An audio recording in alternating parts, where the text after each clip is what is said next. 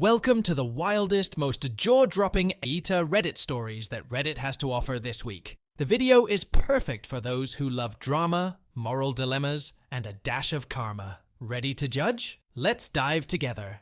Let's open the drama with a very interesting story from Bam-GS7979. AITA for telling my gay friend that the can't persuades every man. Hi, so for context, I'm a straight female, 19 years old. And I have a male best friend who is gay, also 19. Recently, another girl in our friend group, let's call her Sarah, has gotten a boyfriend who is straight. Both are 20. So, basically, my friend, who is gay, has this theory that every man is either secretly gay or could be easily persuaded to bang another guy or be attracted to one. You just need to be persuasive, is what he likes to say. This wouldn't be an issue, but recently, he's been adamant that Sarah's boyfriend is gay or bi, and that he should try flirt with Sarah's BF to see if he's truly straight. He believes that since he's more of a femboy, that her boyfriend could be persuaded. Sarah has declined his idea multiple times, and it is becoming uncomfortable. He even suggested doing it behind Sarah's back, and she'd be thankful in the end. Sarah's also had a really bad relationship experience where her ex-BF did cheat on her. I think it kind of messed with her, cause now she's paranoid every guy she'll ever date is going to cheat on her and end up gay or bi. We tried telling her that more people are accepting of LGBTQ+ these days, and actual gay guys are less inclined to hide and date a girl. Of course, we can't speak for the gays, but it was just to console her. Anyways, it's gotten to the point where she is actively distancing herself and her BF from our best friend, because she's worried her BF might end up being attracted to him. We haven't told her BF yet either, because she doesn't want him getting any ideas. So I confronted my gay friend and told him that no, he can't persuade every man to bang him or whatever, and to stop telling Sarah that every man can be persuaded by another guy, cause it's really messing with her. However, he insisted I was homophobic since I did not want men to be gay. I'm really confused since it's hurting our friend group. TL, DR, gay friend keeps telling other friend every man can be persuaded to bang or be attracted to another man. So her BF is secretly gay/bi, and it's messing with her. I told him he's wrong, and he called me homophobic. Edit. Hi guys, thank you for your advice. We did talk to him as a group, expressing how his mindset was like straight guys saying that they can convert lesbians to become straight, and that it meant he was no different from people who believe in conversion therapy. He got quite annoyed and explained that he only had good intentions and wanted to help Sarah, which none of us believed. We also explained that according to his theory, every man can become gay or bi, which means sexuality is a choice, and that he can become straight/bi if persuaded. He did not take it well and went off on us, telling us we were being homophobic and insecure, that our boyfriends could be swayed. For some reason, he didn't want to believe he could be straight, saying women would never arouse him. That didn't make sense, according to his theory, but unfortunately, he didn't see any fault in his thinking. Of course, we also told him that his belief of just needing to be persuasive is basically harassment and coercion, and he needs to respect Sarah and her boyfriend's boundaries, because he's being a creep. We told him he wasn't welcomed into the friend group until he dealt with his toxic and gross views. Unfortunately, he's a very stubborn individual, and he couldn't see how he was being a friend. He's no longer part of our friend group, and as for Sarah, we all apologized that it took us a while to kick him out. We also convinced her to talk to her boyfriend for his and her safety, in case our gay friend did try to take advantage of him out of spite. Her boyfriend told us he did notice that our gay friend had an off vibe whenever he was around him. However, Sarah's boyfriend did say he was in fact straight, so he did not appreciate our gay friend trying to test his theory out on him for Sarah's sake. We do believe our gay friend probably had a crush on Sarah's boyfriend since he would start acting weirder around him. Anyway, thank you all for your advice. Truly appreciate it. TL. DR.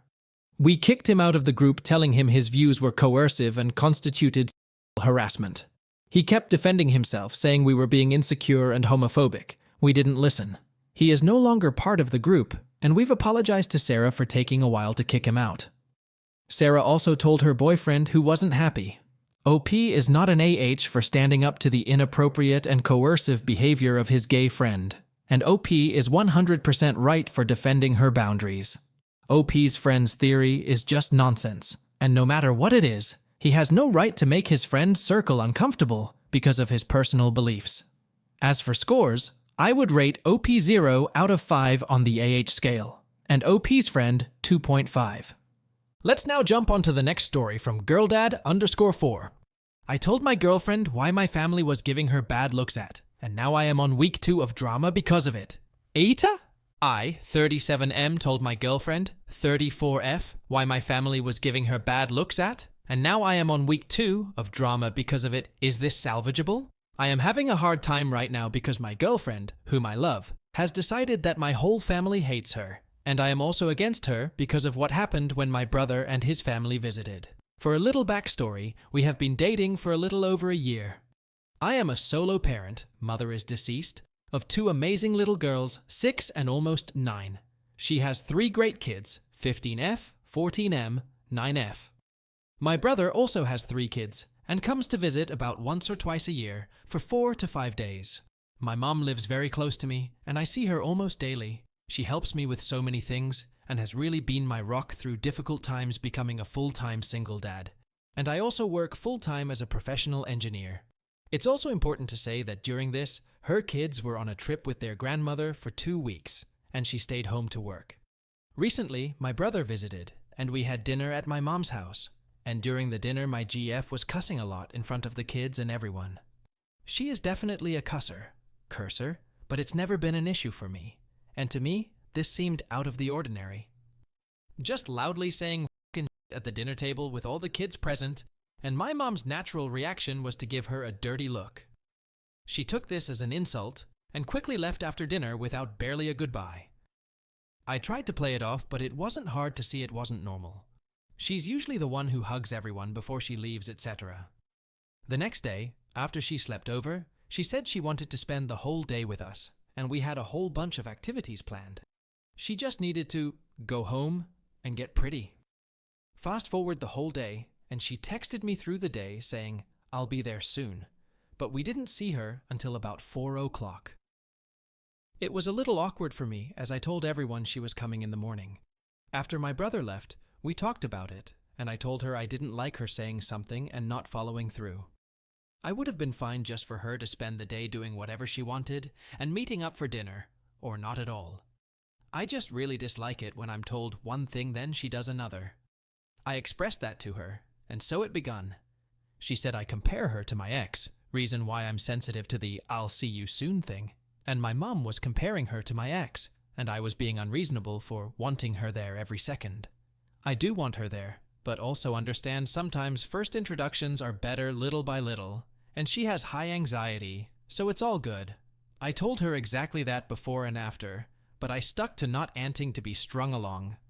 Next, she said my mom was giving her a bunch of dirty looks, and so I told her likely why, because she was dropping F-bombs at the dinner table. Well, I might as well have said that everyone I know and myself hate her as a person and want her to be a robot. The exact phrasing is, "I'm not going to censor myself." This led to a bunch of arguing, not yelling, but just talking. It finally got to the point I was about to just throw in the towel, and she backed off. I won't go into detail, but I said I respect her feelings, but she must respect mine too, and just because someone didn't like her word choice doesn't mean they hate her. My mom loves her. She also said she won't change for anyone, and if I have a problem, it is my problem, which she quickly backed off after I basically repeated back to her what she said. No, my daughter's birthday is tomorrow, and I also coach her basketball team, so we won't be able to do birthday dinner until late. So I said I would just take her out to a restaurant, and we could celebrate more the next day, Halloween. My GF said she wanted to cook, and she would make dinner happen, but she didn't want my mom to help cook or be around. I told her I'm not going to play referee, and she needs to talk to my mom if she feels like this still.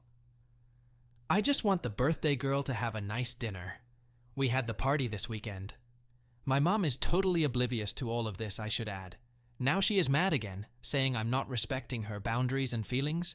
I am saying she isn't considering the birthday girl, and just, it's all my fault. She now feels like and she wants to not only cancel cooking for the birthday dinner, but Halloween as well. I'm emotionally exhausted by this now, and, in my mind, what should have been simple communication that needs to happen for a strong relationship is now just has spiraled out of control. I do feel she's making everything about herself and being selfish. But if I told her that I might as well tell her she is fugly, smells, and everyone hates her.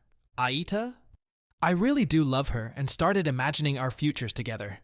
I was even thinking about how her and her 3 kids could move in with us in the future.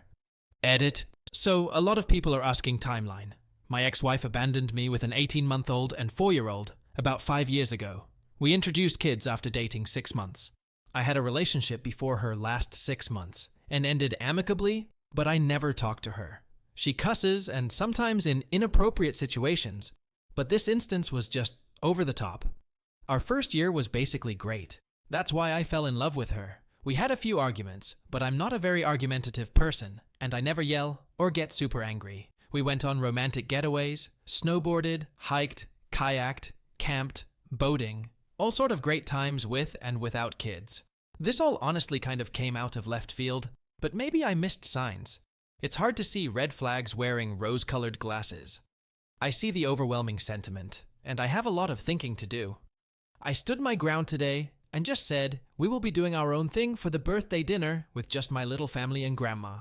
She did not take it well and started to escalate to the point she almost just blew the whole relationship up, but backed down when she realized I was going to let that happen. We argued and talked over text, and it's now down to her saying, I f***ed everything up. I said we need to talk this out in person this weekend. I don't think we'll do Halloween together tomorrow night either. I think I need to go very low contact with the kids until further notice. OP is not an AH in this situation, and his communication with his girlfriend is reasonable and justified. However, his girlfriend's defensive and overreactive behavior is not justifiable. She appears to be self-centered and dismissive, making her the AH in this scenario. I would rate her a 2 out of 5 on the AH scale, while OP gets a 0. Let's now jump onto the next story from Big Tasty CJ.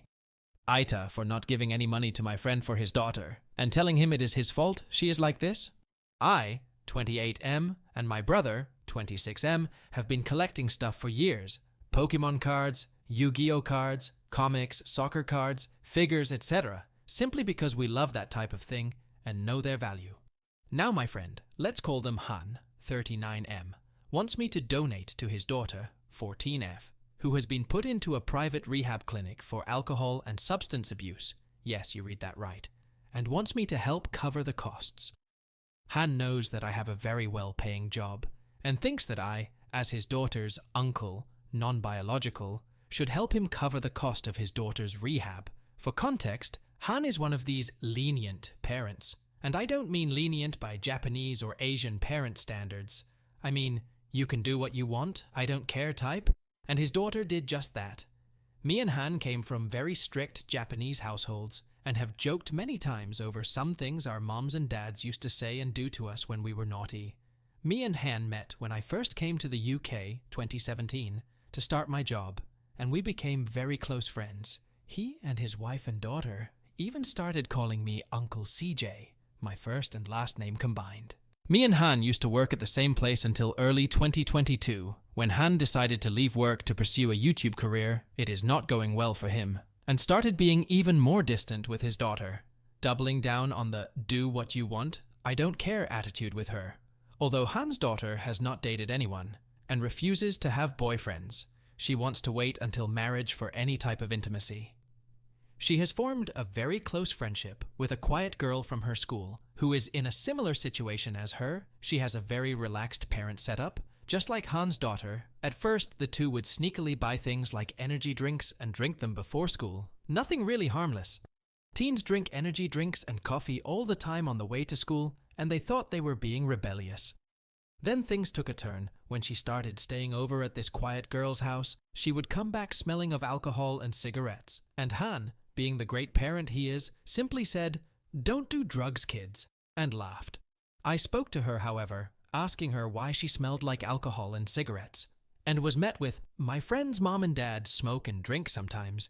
It must have stuck to my clothes, which I instantly knew was BS. But there is no talking to her. Believe me, I have tried. Anyway, skip forward a little bit, and every time I see her, she smells of cigarettes. Han just keeps jokingly saying, "Don't do drugs, kids," and laughing. And I, although have tried many times, can't seem to get through to her. I went home to go and spend time with my mom and other family. I usually spend around 4 to 5 months a year home. Japan, as I can work remotely. My girlfriend, who is also Japanese, does the same. As our families are close, it is perfect as we get a holiday and see family. When we got back to the UK, me and my girlfriend stopped by Hans with some gifts from home. We walked in and was greeted by a girl who looked almost unrecognizable. Hans' daughter looked very pale, extremely skinny, and had very dark circles around her eyes from tiredness. Me and my girlfriend looked at each other in shock. When we confronted Han, he said that it must be the late nights she spends with her friend. My girlfriend looked at him, and with a deadpan expression, said, "That isn't from late nights, that's drug use." She knows because her aunt was an addict. But he played it off. I tried to talk to Hans' daughter, but to no avail. She shut me out. A few days later, I heard the buzzer at my apartment. It was around 4 a.m., and we were sleeping, but it woke me up. It was Hans' daughter.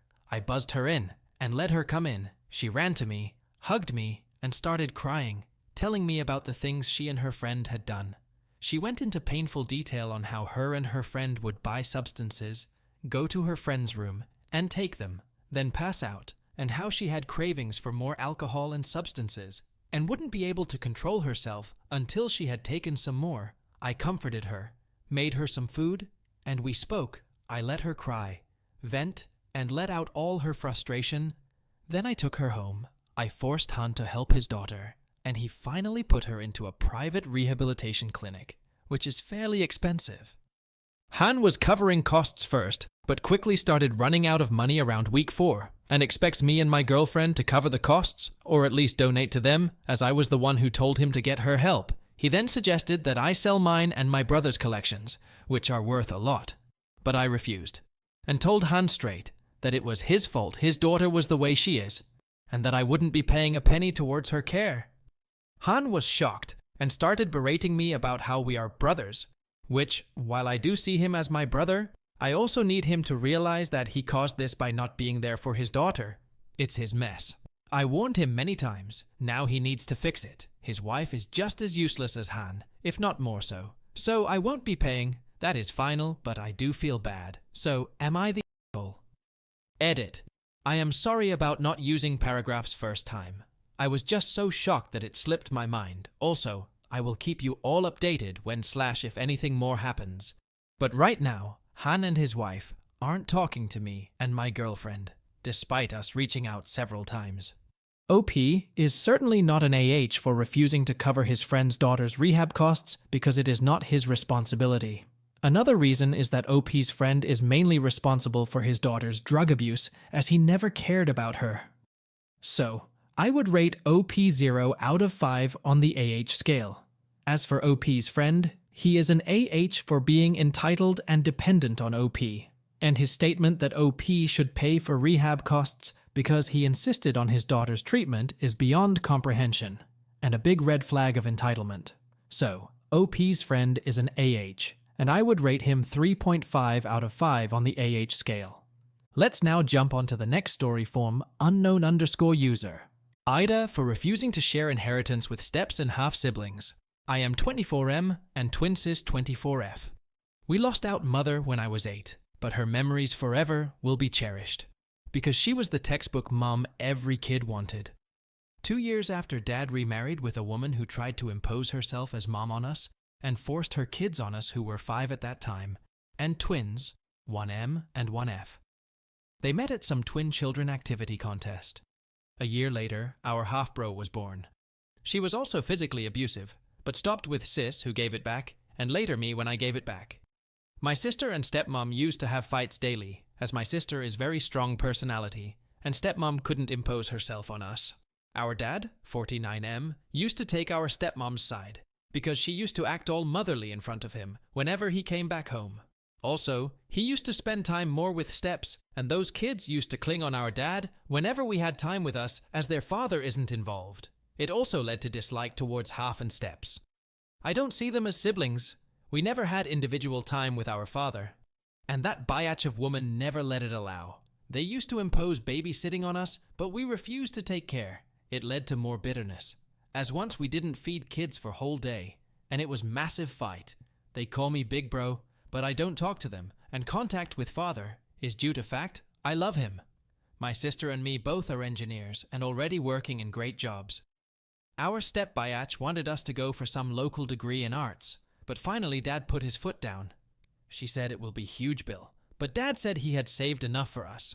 My sis has contact with me on daily basis and minimum with Dad due to her refusal of talking to step-family, and Dad not liking it. I talk once in a while to keep Dad happy. Our dad also didn't let us contact our maternal grandparents much, but we still used to visit once a year, and recently they liquidated their whole wealth. Note, my grandparents broke up with Mum when she married my dad, who wasn't rich. They connected when Mum was sick, but Dad never let them back fully. They are actual loaded, but we were loved by them, and they treated us fine whoever we visited them, and cherished it. Recently, they sold a lot of land to developers and other sources, and divided wealth between 3 grandchildren. In few months, me and sister will inherit around $4 million each. In excitement, I shared with Dad, and all hell broke loose. He wants my sister and me to divide it 5 ways, which we refused. My sister broke contact as she isn't dependent on him. For me, this money means buying a house outright, investing in other rental properties, as well as in my cafe, which I dreamt of.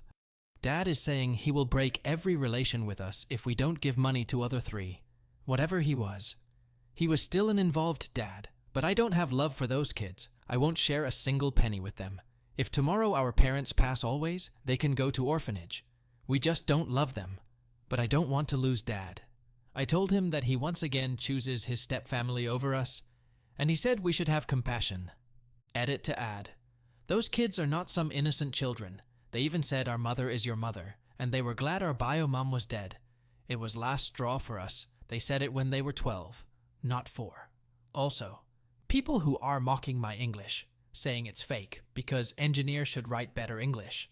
I got into engineering clearing physics, maths, and chemistry, and code your life in hell. So, buzz off. AITA for refusing to share inheritance? OP is not the AH here because the inheritance was from OP's maternal grandparents, who intended it solely for him and his twin sister. Given the abusive history with their stepfamily and lack of genuine bonds, OP has no obligation to share the inheritance, especially as his father continually favored his stepfamily.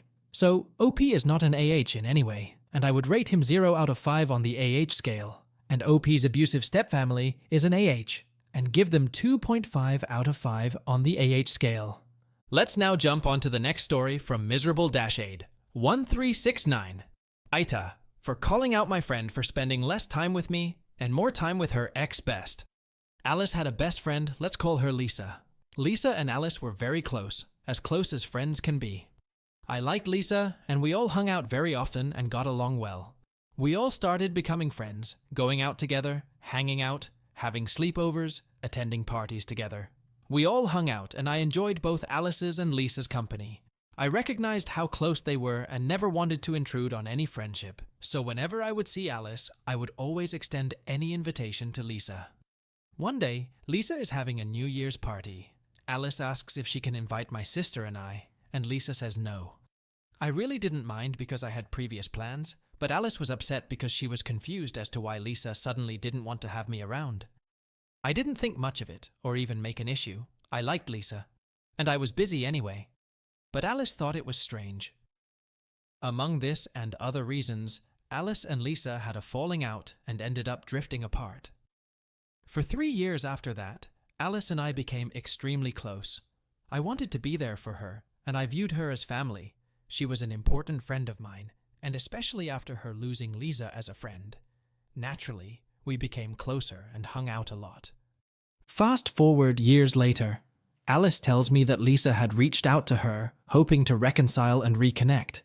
I was really excited for her because I knew how close they used to be, and how much she valued their friendship before their falling out. She ends up meeting up with her, then suddenly, after that, starts being strange, lying about her plans, canceling on plans way more often, and just being a bit distant when she would lie about her plans. And I would find out later that she was with Lisa. I would express myself and explain that I would appreciate honesty, that I'm happy her and Lisa are friends again. But I didn't appreciate her lying to me every time she went to hang out with Lisa. This turned into Alice sort of becoming distant, hanging out with Lisa more, and avoiding making plans with me. sometimes canceling plans to see Lisa. Almost every time I asked her to hang out, she would say she's busy or has schoolwork, but would be with Lisa. This sparked me to sit down and have a conversation with her about how I'm feeling. I was confused on why they would never include me in their plans, even though they've been friends again for months. I haven't seen Lisa once since they've started being friends again. I quickly realized that Lisa may have something against me, which I respected. When I asked Alice, she claims that Lisa has social anxiety and says it may be awkward because we haven't seen each other for a while. I was kind of confused because she didn't seem too socially anxious when we all first started hanging out and going out and spending time together. Anyway, in all, I respect Alice's decision to spend her time with whoever she would like. It is her life, and she's allowed to be close with people and not feel obligated to always mix friends. I'm pretty understanding about it. I'm just wondering if I'm the asshole for confronting her about this. Am I being a needy or jealous friend? I never did wrong by Lisa and never wanted her and Alice to stop being friends. I always included her, but I guess some people in life won't like you, and that's all right. OP is not an AH because she reasonably expressed her hurt feelings about her friend's sudden distancing and lying. Wanting and expecting clarity from a close friend is natural, and it is not jealousy. It is okay to renew a friendship with an old friend, but it does not mean you should just ghost the others. So OP is not an AH, and I would rate her 0 out of 5 on the AH scale. OP's friend is an AH here, and I would give her 1.5 out of 5 on the AH scale. Let's now jump onto the next story from ThrowRA-92020. AITA for not allowing my adopted son to choose the movie on family movie night. I, 45M, have 4 sons, 3 biological, 17M, 15M, 12M, and 1 adopted, 13M. We adopted Jake when he was 3 years old. He came from a difficult background, and we've always tried to give him as much love and support as possible.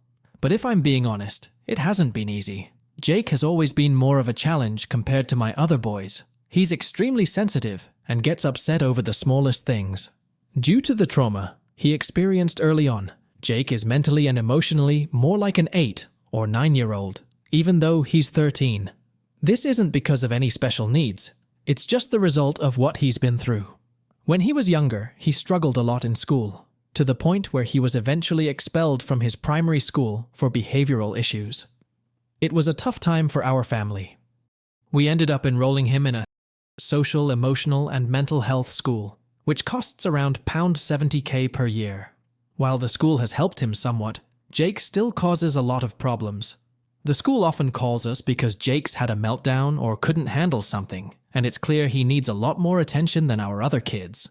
At home, Jake's neediness can be overwhelming. He's constantly seeking reassurance and gets upset if things don't go exactly his way.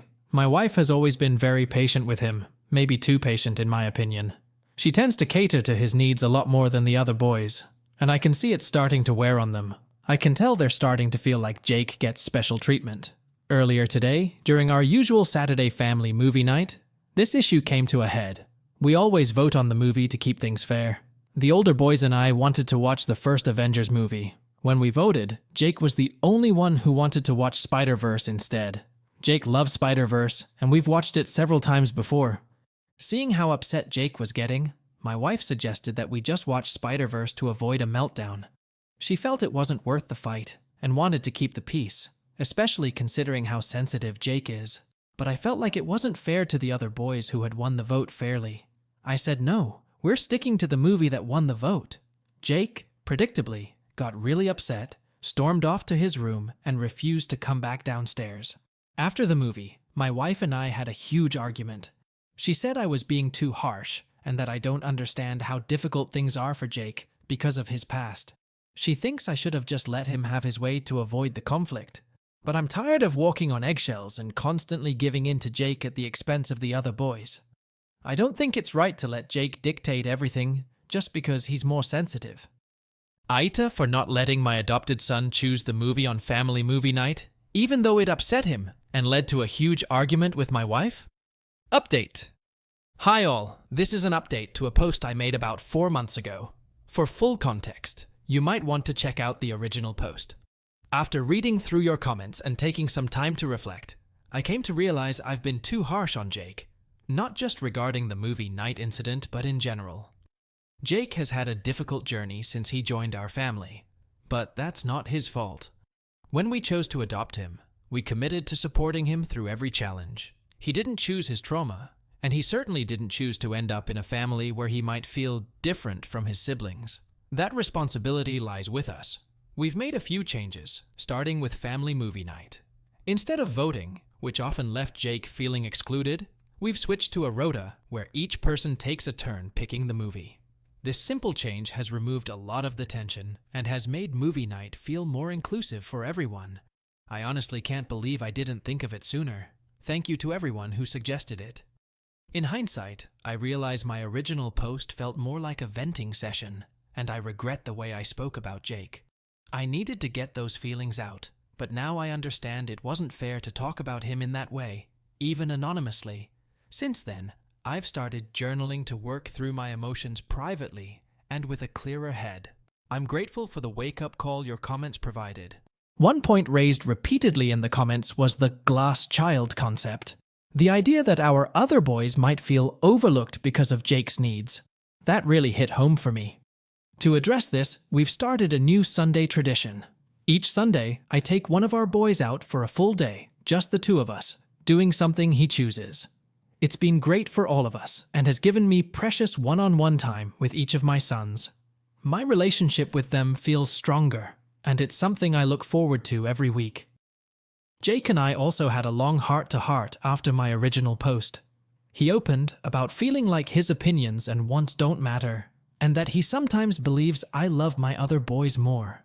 Hearing that broke my heart, and I took responsibility for my role in making him feel this way. His early trauma impacts his sense of security, but I can't ignore that my own behavior contributed as well. I'm committed to showing him that he's just as valued and loved as his brothers. Finally, some people asked about therapy. Jake's been on the waiting list for a more specialized therapist for a while now, well before I made the original post.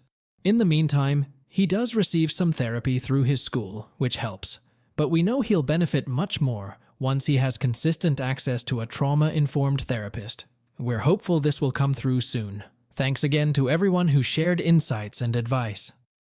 These changes have made a huge difference in our family's dynamics, and I feel closer to all my sons. I'm working every day to be a better parent to Jake and a more balanced dad for all our kids. OP was not an AH for prioritizing fairness in movie selection, but his approach lacked understanding of Jake's emotional needs, and it contributed to Jake's feelings of exclusion. However, after reflecting on the situation, OP adopted an approach that ensured inclusivity. It is appreciable. This story was posted by snoo_61002. AITA. For threatening to call the police on my SIL? Cutting straight to the chase, my sister-in-law is dying of cancer, and she's becoming frail and sickly. She's still at a stage where she is relatively active, although for long periods of walking/standing, she does need a wheelchair. But it's not quite as simple as calling the police on her. It's quite complicated, so please do read below. My wife, who Sil has been abusive to in the past, can't stop forgiving her because she's dying. I've gotten involved when I'm present in the past, but SIL has since stopped doing it when I'm around. I refuse to leave my wife's side for some time, but of course I can't always be there. It was my SIL's son's 5th birthday on the weekend. SIL kept talking about how this is the last birthday she'll get to spend with him, and she wanted to make it really special. My wife volunteered to help SIL get the party ready. This ended up being a 16-hours day where my wife pushed my SIL around malls, bought things for the party, and then baked a huge multi-layer cake and cupcakes. When I finished work, I went over to my father-in-law's, where SIL is staying, and offered to cook a big dinner for everyone to alleviate stress and pressure. So after work, I went and cooked for 4 hours. My wife also has a condition, rheumatoid arthritis, where if she's standing for long periods of time, her feet get incredibly sore and swollen. SIL was picking fights with the whole family by the time it was dinner time. She picked a fight with her stepmother, her father, her husband, her little brother, but not me and wife yet. However, once I had cooked dinner, she refused to eat it and left to go and blow balloons up in the garage because I cooked it too late. The problem was that it was slow-cooked beef, and while they were out shopping, they only arrived back about 4 p.m. with the meat, so I put it on straight away and dinner came out at 8 p.m.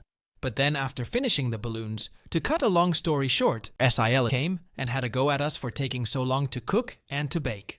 My wife then complained about having sore feet and needing to sit down for a break. About 15 minutes, Sil took issue with it, and Sil replied with, "Oh, you're sore? Try being me." My wife started to tear up and pressed the issue about how her feet were swollen and blue, and SIL said to her, "Stop being so GD damn dramatic." This was at about 10:30 p.m. Wife had been there since 7:30 a.m. when everyone else was asleep. I'd had enough, so I stood up for my wife and said, "We're only here as a favor to you. We don't have any obligation to help with your son's birthday party." She didn't like this, so she threatened to go and get her husband and make things get really ugly if I wanted to. She has bragged in the past about her husband's willingness to violence, and how he is sweet until he is pushed, and then he fights to kill. The first time she threatened it, she said it and turned away, so I waved it off.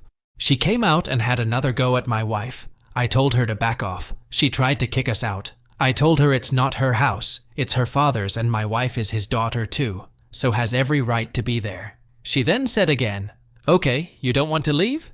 Then I'll get my husband involved and things will get really messy." To which I replied, "Okay, but I'll give you the choice of response. I can either bring the dog up from downstairs, we have a very protective doggo, medium size, collie/bulldog, or I can call the police. You choose." Early on in my study, I was a doorman, so I am capable of self-protection, but I absolutely hate it. And considering their 4-year-old was in the house and still awake getting in a fight, was not on the cards, especially as it would cost me my career, as below. Another issue is that my SIL provably lies, and has repeatedly lied to us all. Her family just turn a blind eye to it. I can't stress how easily and willingly she lies. For example, I overheard her trying to get her husband to become violent by saying, "The police are being called because I didn't want OP to be involved in the argument, so now he's calling the police for asking him to stay out of it." For the record, I didn't and wasn't calling the police, but I would have if her husband came out. There has been a huge blowout. I was fairly confident I had done the right thing, but now my wife's family are all saying I overreacted and that it's completely not okay for me to threaten to involve the police. They're asking how a frail, sickly 5'1" woman could possibly be enough of a threat to warrant the police, and asking what she could actually do. But they're not saying this to me, they're saying it to my wife. So I don't want anything to do with them. For context, they are immigrants on visas. A police incident would see them very likely deported. Though, to me, this just means that SIL would lie as much as she possibly could to the police. I did not want to have to get violent, because I don't like violence, and I'm a chaplain for our national paramedicine organization, and I'd lose my job that I've trained for the last 8 years, worked for 15 years, and have 2 more years of study to join the priesthood. I would lose all of this. Did I overreact by threatening to call the police? AITA? OP is not an AH for standing up to protect his wife from his sister-in-law's ongoing abusive behavior and the potential threat of involving her violent husband. Given the circumstances, OP is justified in threatening to call the police. So, OP is not an AH, and I would rate him 0 out of 5 on the AH scale. Though OP's sister-in-law is a chronic cancer patient, it doesn't mean she can do what she wants. I sympathize with her for her cancer, but her behavior cannot be justified.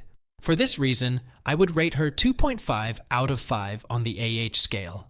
Let's now jump on to the next story from Throwaway BC, not my main AITA for not paying my friend for festival tickets? Okay, so I'll try to be as concise as possible if my raging ADHD lets me. In September last year, my friend and I decided to purchase tickets for a 3-day music festival with camping scheduled for March 2024. The total was roughly $700 each. We're Australian. It is expensive here. I originally paid, and she sent me her half, but I had the tickets in my email. It is important to note that she lives in a different state from me, and the festival happens in my home state. I recommended she buy flights ASAP or as soon as they come up on sale, but regardless, flights from her state to mine aren't terribly expensive. You can easily get flights with luggage included for $200 return, even less on sale. In December last year, she decided to quit her well-paying job. I had always thought the job she had was terrible for her mental health, and completely supported her decision to quit. I did, however, recommend once again getting flights before she no longer had an income. Instead, she got a kitten. Anyway, fast forward to March, and the festival is fast approaching. I sent her a message a few weeks before checking on her travel plans because I needed to plan my movements. She still hadn't bought flights, and was conflicted about attending because of not being able to find suitable pet care for her kitten while away. I made recommendations for pet-sitting apps that are fully vetted, etc. But she only wanted to send her kitten to a very expensive pet kennel run by a veterinary clinic. She definitely has friends she could have asked to, but didn't. She also had not found a new job yet, and had not applied for government income assistance, as she'd not gotten around to it and was blowing through her savings. Anyway, it comes to the week of, and I've been calling her daily to see if she's made a decision, made a plan, anything. But it's only 2 days before the start of the festival that she conclusively says she won't be attending. She also specifically said, "Do you have anyone that would take my ticket?" I didn't really want to go with anyone else, as no one else in my life enjoys this genre of music. I also am not safely able to attend a 3-day festival solo due to serious medical conditions, because if there's an emergency, I need someone with me that knows what's wrong with me and what to tell medical people. Once she said she wasn't coming, I immediately listed both our tickets on the official resale website, as well as 2 other resale sites. I also had my boyfriend ask his extensive friend group if anyone would be interested in the tickets. The festival was sold out, so I was hopeful that they would be sold. But unfortunately, there were hundreds of other tickets up for sale as well. I even saw some listed for as low as $67 for a 3-day ticket. I had exactly 1 inquiry about the tickets, which led nowhere. Honestly, if we'd listed them a month or even 2 weeks before, they probably would have sold. But 2 days before just wasn't enough time. Regardless, I waited until the Thursday night before I packed my camper van and got ready for the festival, and still even left the tickets up online until we were driving to the festival on the Friday morning, just in case. I managed to convince my boyfriend to come with me, despite him disliking the genre immensely, but I didn't want to waste the tickets completely. After all, half the money spent was mine, and since I had to close my business down in January due to my medical conditions, expensive festival tickets weren't something I was willing to just throw away. So, we had a good time at the festival. My BF even managed to enjoy one of the artists' LOL. But then, after the festival was said and done, my friend asked me when I was going to pay her for the ticket. I was kinda shocked, TBH. Her argument is that my BF used the ticket so either him or I should pay for it, especially as she was struggling financially at the time. My counter-argument was that she bailed at the last minute, leaving the full responsibility of trying to offload the tickets to me. I tried to sell the tickets, but they didn't sell. I also did not have a job at the time and absolutely could not afford to pay for the extra ticket. She knew it wasn't safe for me to attend alone, so she only gave me the options of either waste the money I spent or having to pay her for the ticket that she chose not to use last minute. She had said to me, "Do you have anyone that can take my ticket?" Which to me meant the ticket was on offer for anyone available to go with me. I don't believe my BF should have to pay either, as he was attending only as a favor to me. Who wants to pay $450 for a ticket to a festival of music they don't even like? I will also point out that the same thing happened in reverse in 2022. I had tickets booked to an event in her city, but I came down with COVID 2 days before, and obviously couldn't go as travel restrictions were still in place. I gave her the ticket, with absolutely no expectation of being reimbursed, which I think is obvious because I couldn't go. And that was due to a genuine medical reason, whereas she chose not to attend due to poor planning. She was also worried about spending money at the actual festival, but I had already planned for this and took in my own food and alcohol, and only ended up spending $27 over the 3 days. So had she bought the plane tickets in advance, it would not have been an expensive trip. Everyone I've spoken to agrees I'm in the right, but some believe I should offer her a small amount to keep the peace. I'm now on a disability pension due to the aforementioned medical conditions, and my disposable income is basically non-existent. She said that she spoke to people that believe that I should pay the full amount of the ticket, but I wonder if she actually provided the full story. She did not reply to my last 2 messages, and this has been weighing on me, so I thought I'd get the opinion of some internet strangers before I attempt to reach out again, LOL. So, tell me Reddit, AITA for not paying her for the ticket? TL.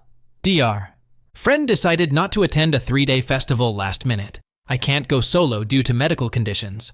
Tried to sell tickets, they didn't sell. My boyfriend used her ticket, so both weren't wasted. She thinks I should pay for ticket. I disagree.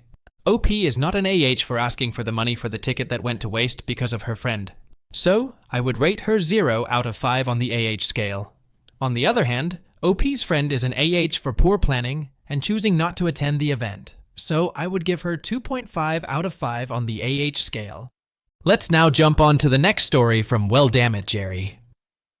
AITA for not wanting to meet up with my in-law who created a fake person to stalk me at work? Guys, can you just help me laugh this off because this is literally insane. I, 29F, my mother-in-law, 56F, and her two sisters, 52F and 50F, have a strange dynamic. It's too bad because I do enjoy my Mill on her own, but with her sisters, it becomes mean girls. I've watched them judge my brother-in-law's 24M girlfriend, 23F, for years relentlessly.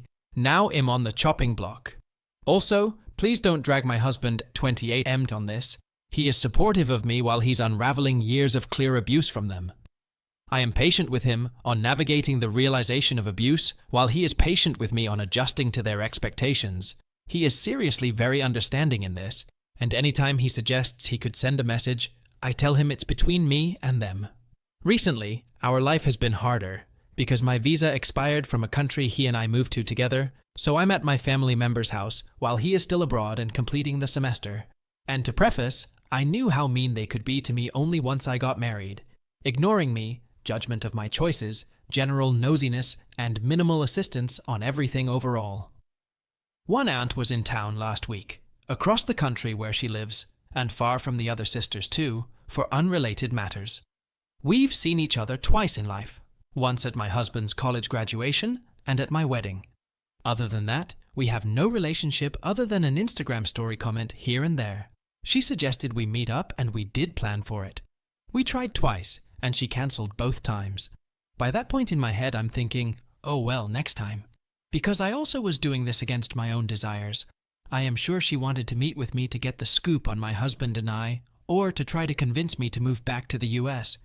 It has been a guilt trip ever since we left, and she has a history of reveling in the fact that she knows the latest info, the 411 if you will. Anyways, she messaged me multiple times following, sometimes trying to meet up multiple times a day. On the third attempt since cancellation, I told her next time she's in town would be okay for me, but she blew past this. She knew where I worked, and she started to ask me when I was working so she could stop by. I told her that I am new to this job and that I would get into trouble if I interacted with friends or family on the sales floor, so it'll have to be next time in town that we see each other. The second time I tell her, not this time. This agony feels never-ending too, because she continuously extends her trip by a few days. So then a day passes. The next day my Emile tells my husband that Aunt is so sorry not to see her. She has a gift to give her. All of a sudden, okay, LOL. The next day I get asked a question by my Emile on a group chat my husband. What is my address is that I'm currently staying at since she wants to mail me something. My gut instinct after this week was to give a P.O. box LOL. Also, it's not my address, so really not mine to give out either. Anyways, I changed the subject, and about an hour later, I get a text from the aunt in town, Imin, the city where you're staying, of which she remembers where my family member lives from talking to them at my wedding. Guys, where I'm staying is about an hour from where she was staying for the week. It was in that moment I knew to be on high alert at work. I was able to finish my shift with no problems, other than feeling creeped out. The next morning, I wake up to a slew of texts between my aunt-in-laws, Mill, and my husband. There are a bunch of pictures of all the things this woman did this week, on top of seeing another random family member in town.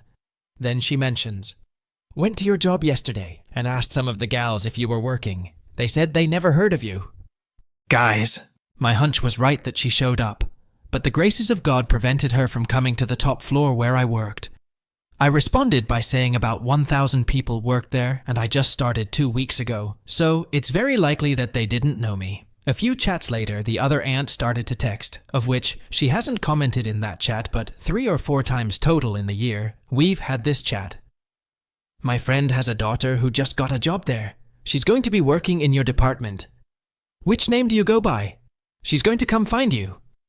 Excuse me. So I ask, OMG, so cool. What is her name? She eventually gives me a name, and I run it by my manager and a co-worker with tenure, of which they've never heard of this name. My manager goes as far as to say she's never had a candidate by this name either.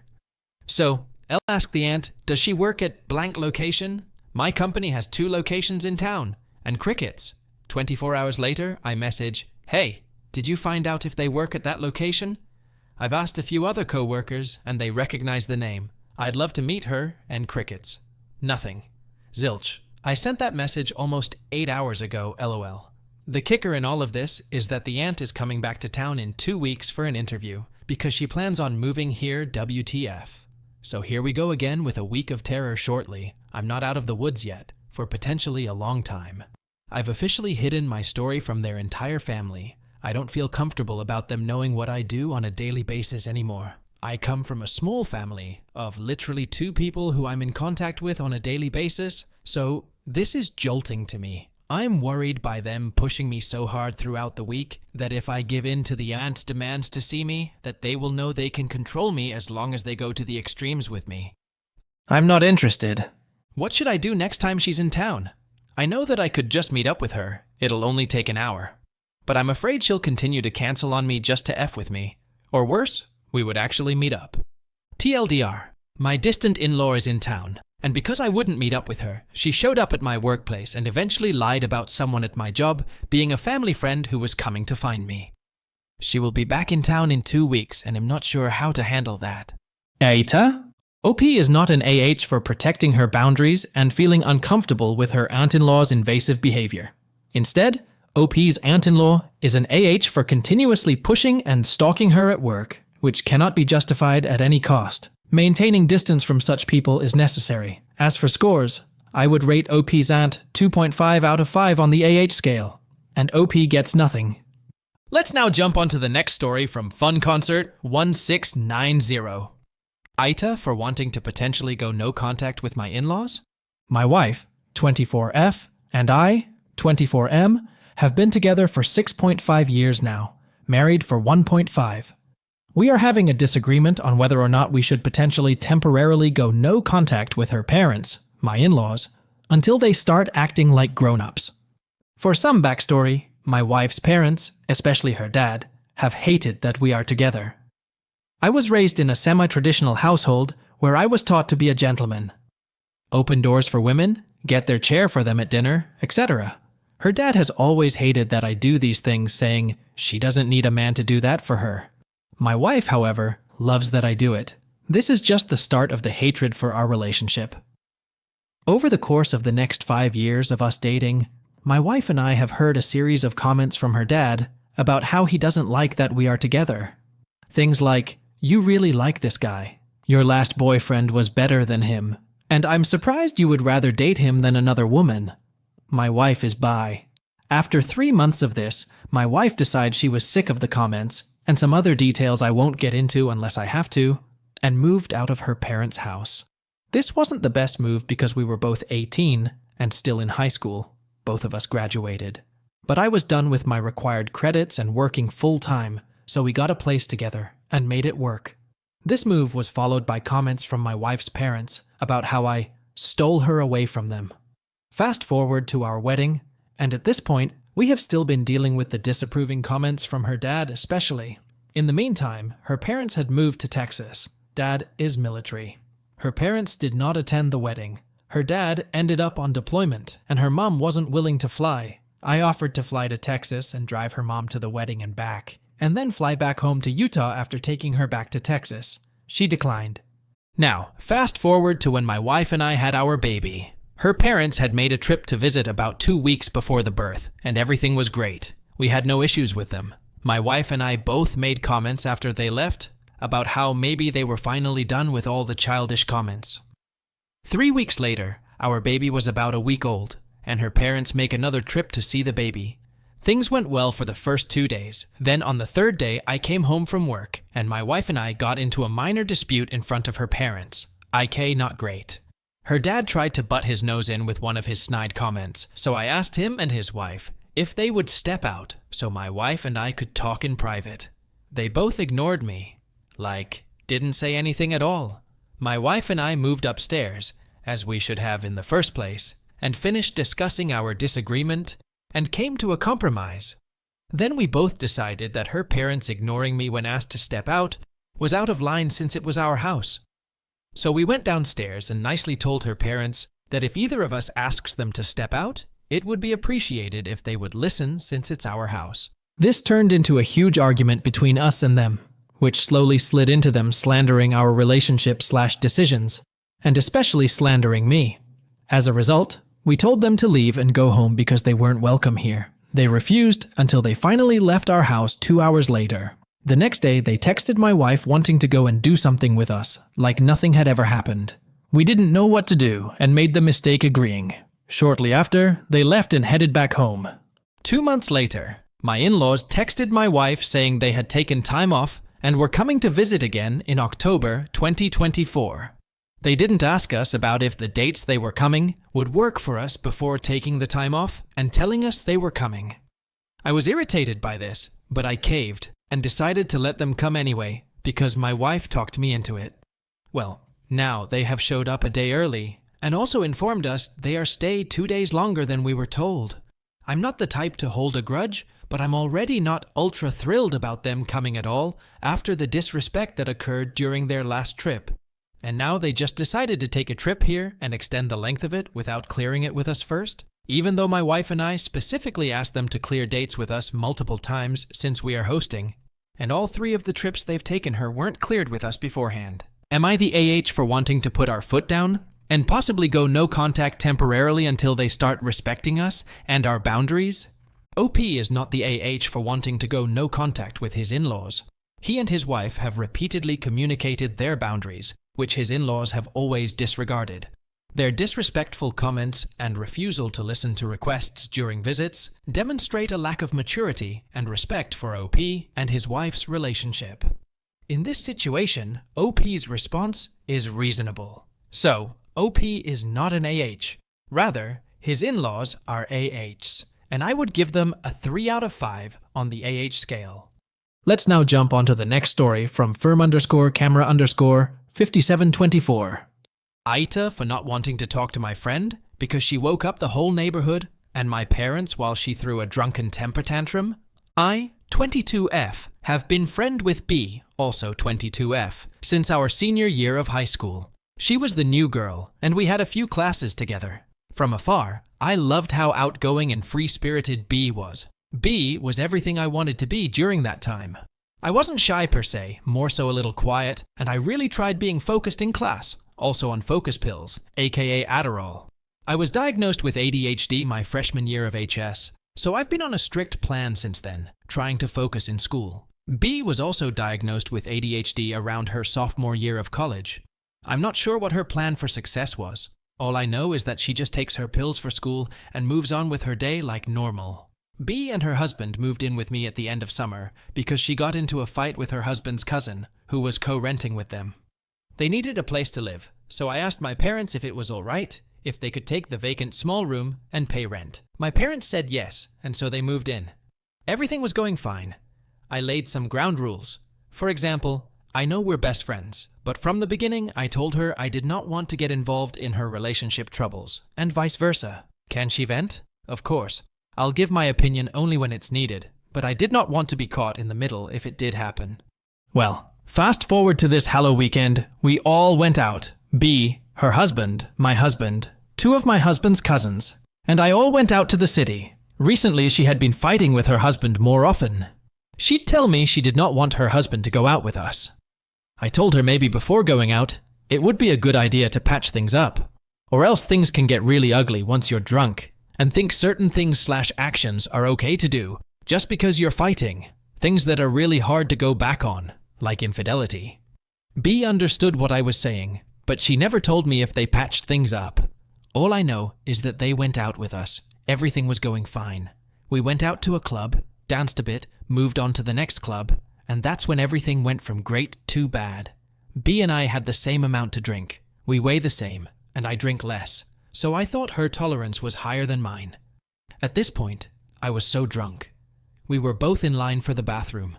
B was way closer to the front with her husband, and I was in the back. I was only there for what seemed like a minute before her husband came to the back of the line to tell me to go talk to B, saying she was kissing some other guy in front of him. I looked at him and said, no, she wasn't. He swore up, down, left, and right that she was. He looked over to where they were in line. B and the other guy left. He went to go look for them, and I started to panic a bit. I looked for my husband and told him what was going on. He started to look for his cousin. His cousin saw her walk past with another dude and left the club. He followed them just to make sure she was okay. She tried getting back inside the club, but the bouncer would not let her back in. Naturally, we all had to go out with her. I told my husband I just wanted to go home. We got an Uber, and her husband did not want to go. He was just going to let her come home with us. We told him he should sleep on the couch and go put her to bed upstairs. The whole time while we were waiting, she was slapping him, punching him, telling him what a piece of he was for letting her leave, etc. This sobered me up so quickly that now I just wanted to go back to work. She slapped him twice in the Uber, still screaming, crying, telling him that he's a bitch and she's gonna divorce him. I was making small talk with the driver, so my husband's account wouldn't get banned. He was a nice gentleman. We got home, and I thought that was the end of it. It was not. She took off her shoes and walked out the door. Now she's hysterical. She walked up the street about half a block, met a lady, and sat down with this person I've never met. They talked for 15 minutes, and I was there just to make sure she was safe. My husband came behind me to make sure we were both safe. I told her it's time to go home. She wouldn't listen. She kept screaming. She won't be leaving until her husband comes to pick her up. My husband told her it's time to go home. He's there waiting for her, and all of a sudden he started catching stray bullets. She tells him that he's also a piece of. She goes on and on saying things to him that actually indirectly hurt me. I got up, told her she can talk all the crap she wants about her husband, but she won't be disrespecting mine. We left. We got home, found B's husband in the living room, told him to go get her, and went to bed.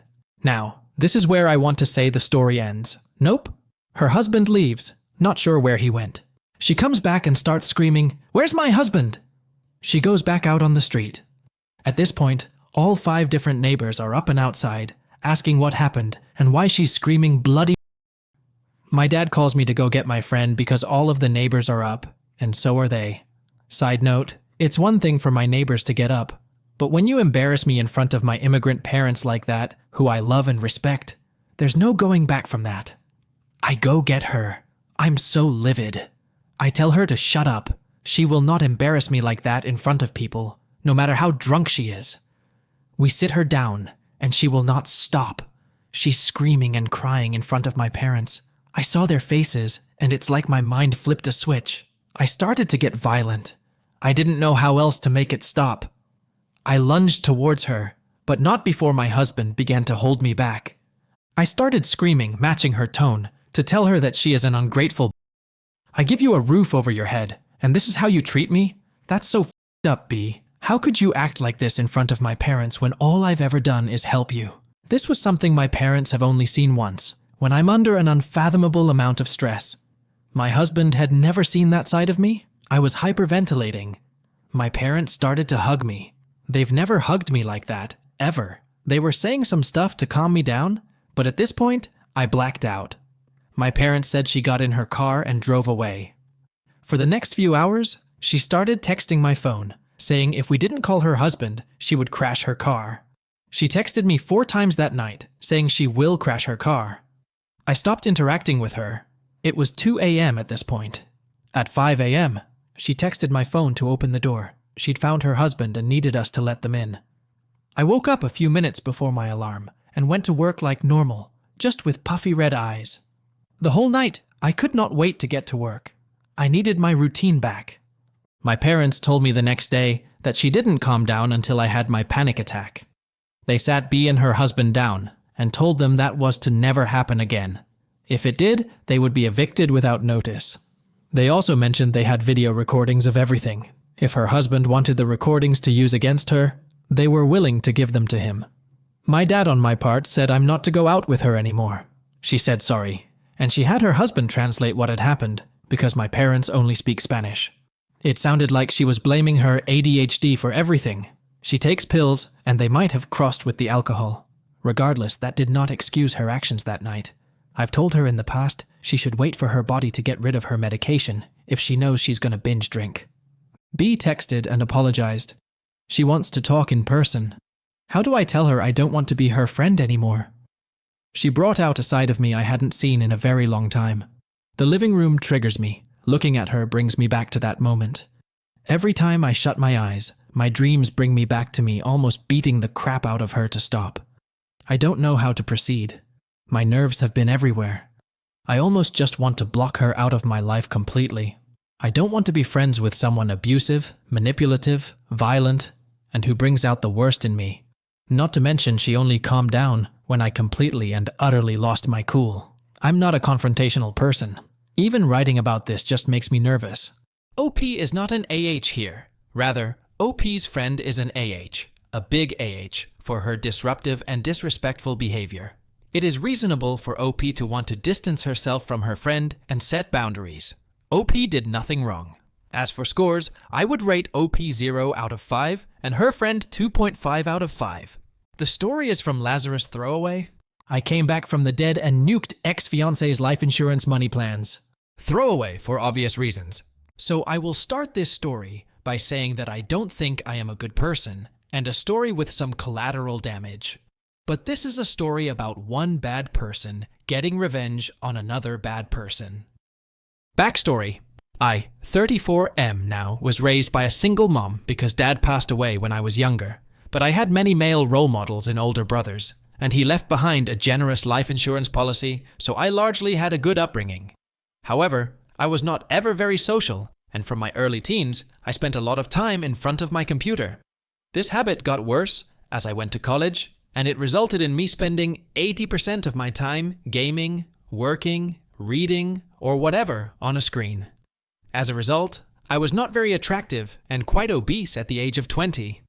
For these reasons, I never really dated and did not even lose my virginity until I met my ex-fiancé. On top of this, I was raised very religious because my mom became really religious after the death of my father, so I always thought it was a bad idea to play the field. The only thing I had going for me was that I had become somewhat proficient in several coding languages and expanded on these in college. I would not say that I am a good IT person or coder, but with a little bit of coding knowledge and a lot of creativity, you can create residual income streams, and I had a decent job in IT where I could work from home 3 days a week. At the age of 24, I was still overweight and a social reject. But through my mom, I met a woman from her Bible study that would eventually become ex-fiancé, 36F now. We hit off and started dating. She had a 2-year-old son at the time, and they became the only thing in my world that I cared about. It did not take me long to get physical, LOL. All those years of pretending I was saving myself went out the window when I finally had the chance to lose it. To be honest, she really broke me out of the shell I had become more sociable within a couple months of meeting her. I even took on a fatherly role for her son, and within 6 months of dating, she got pregnant. Being the religious person I was, I immediately proposed and wanted to marry before the birth of the baby. Then she dropped a bombshell on me. She was still legally married to a guy in prison. This did not bother me too much as she had always talked about her troubled past, and I thought I would be the one to save her from it anyways, so I just took this as it came with the territory. She began the divorce proceedings shortly, and we planned to get married as soon as those were finished. I was riding high after the baby was born, and I thought I had really carved a place for myself in the world. I even started losing weight and spent less time online than ever. She was always kind to me, and I thought we let each other know everything we were thinking. Boy, was I wrong. There were a few red flags that I was too love-struck to see. 1. She told me early on that the only reason she got involved with my church was that she was on probation and had pending court cases and thought it would help her case. 2. Despite me earning a comfortable 6-figure income with side projects and my main IT job, she insisted that she keep her part-time job, and my mom had to help me take care of the kids to deal with it. 3. She knew way too many people. Like what suburban mom with a secretarial job has 200 contacts in her phone? 4. We kept delaying our marriage due to sick relatives or other issues. Although she did go through with the divorce to the prison guy, then something happened that shook me out of her spell. She got pregnant for a second time, and this time with twins. We had only been with each other for around 4 years, and we were about to have 4 kids. 2 more than I thought I would ever have. She claimed she was on birth control at the time, so we were not using condoms. Anyways, after the twins were born, I started seeing my doctor about a vasectomy, and my ex-fiancé encouraged it. I wanted to get some swimmers frozen before the operation, because we could completely change our minds in 5 years. So I go in for the visit, and the doctor comes out to tell me that my sperm count was low, and they were mostly immobile, but this problem might be temporary, and I should try to eat a healthier diet and stuff for a few weeks and come back. When I came to the second appointment and the same problem arose, the doc started doing some investigating, but you know where this is going. So, the doctor says that it's likely that I am infertile. This turned out to not be completely true, as I now have a child that I know is biologically mine, but it still propelled the following events. I mentioned that I had 3 biological children, and the doctor looked anxious and started talking, but I was in shell shock and did not really know what he was saying. I think I left the doctor's office before they were even done with me. I did not even get in my car. I just walked until it started to get dark and eventually called an Uber to get home. My fiancé was worried and already asleep inside, and I just lied to her and told her my car broke down, phone died, and I was at the mechanic late and forgot to let her know. I fell asleep and woke up the next day and immediately got on the computer to research similar stories and started to give myself false hope. The first post I read was about how fertility assessments are not true, and I should 100% get a test. I thought for sure this would show the doctor was wrong. But I got the test back, and within a week, I knew the kids were not mine. The first person I told was my mom. I went to her house and cried for the first time in my adult life. She consoled me and then told me a story that I was never meant to hear. Essentially, I am the product of an affair myself, and that dad actually died from an overdose on pain meds after he found out. Well, I don't know why my mom thought this would comfort me, but in reality, it just gave me an unhealthy view of women for a while. After the story and calming down, she insisted that I man up and honor my commitment to these kids, because I am the only father those kids had ever known. Up to this point, I had always been a pushover, and I really considered her words to me for about 24 hours before I completely snapped. I called my fiancée and told her I had to stay the night at my mom's house because of a family issue, and she offered to make us dinner, which I declined. At this point, the twins are about 6 months, the boys are 2.5 years, and approximately 5 years old. I won't lie and say that I felt nothing for these kids, but it was hard to look them in the face, and I knew I was done being their father. I knew this would tear them up and damage them, but I couldn't stand to hear them say "dada" to me, because every time it was like a knife in my heart. I kept my cool and did not expose anything, and my mom did not say anything, I assume, because she thought I was manning up. I spoke to an attorney because I wanted to get myself off the birth certificates of these children, and I thought I could seamlessly slip out of this situation because we were not married. Unfortunately, after going through the paperwork and financials, since I had tangled much of our finances, and I took on a fatherly role, I would be responsible for at least the boys' child support, and she would get equity in the house and my side businesses. Basically, the lawyers said that I would likely be on the hook for something like 25% of my income for many years to come. I pretty much ghosted my lawyers after paying them their initial fee, because I did not like the idea of state-enforced cucking. The revenge starts here. I started to make a plan to disappear and leave them all with as little as possible. The start of this was destroying all of my passive income streams and getting myself fired. Getting myself fired was easy, but it got a bit cringe. Basically did some of the stuff from Office Space, smashed an office printer in the courtyard, didn't do anything while working from home, except send memes to co-workers. But I did not do anything to clients because my boss was actually a friend of mine. But my office mates had a good time watching this. After this, I did not even try to file for unemployment and began living off our savings. My ex-fiancée let me handle all the financials, despite both of our names being on everything, so she did not notice our accounts slowly draining of money and the financials going to chaos because I left her checking account filled with a few thousand. Credit card debt skyrocketed because I stopped paying our cards, LOL. I sat there for months wondering if I should end it and follow in the footsteps of my would-be father, but ultimately decided against it. I got ancestry test kits for the kids in an effort to find who their actual father was. because I was hoping to get them away from my ex, but this resulted in even weirder findings. Essentially, the oldest child was a cousin / half-brother to his siblings, and so the prison guy's brother must have gotten her pregnant. Also, I did not see any family members from the test that I thought would be a good fit, so that was the end of that investigation. I also tried to distance myself from my mom, as I had become disgusted by what she did to my dad and her newfound cheater allegiance with my ex. I formulated a plan to get away, far away, from everything by just vanishing on a hiking trip. I really hyped up this hiking trip and claimed I would be in the insert location here for a week alone with my thoughts in the trails. Before the trip, I took the then around 6-year-old out for ice cream and cried for the second time in my adult life. The 6-year-old was obviously distraught over seeing his dad cry and started trying to calm me down.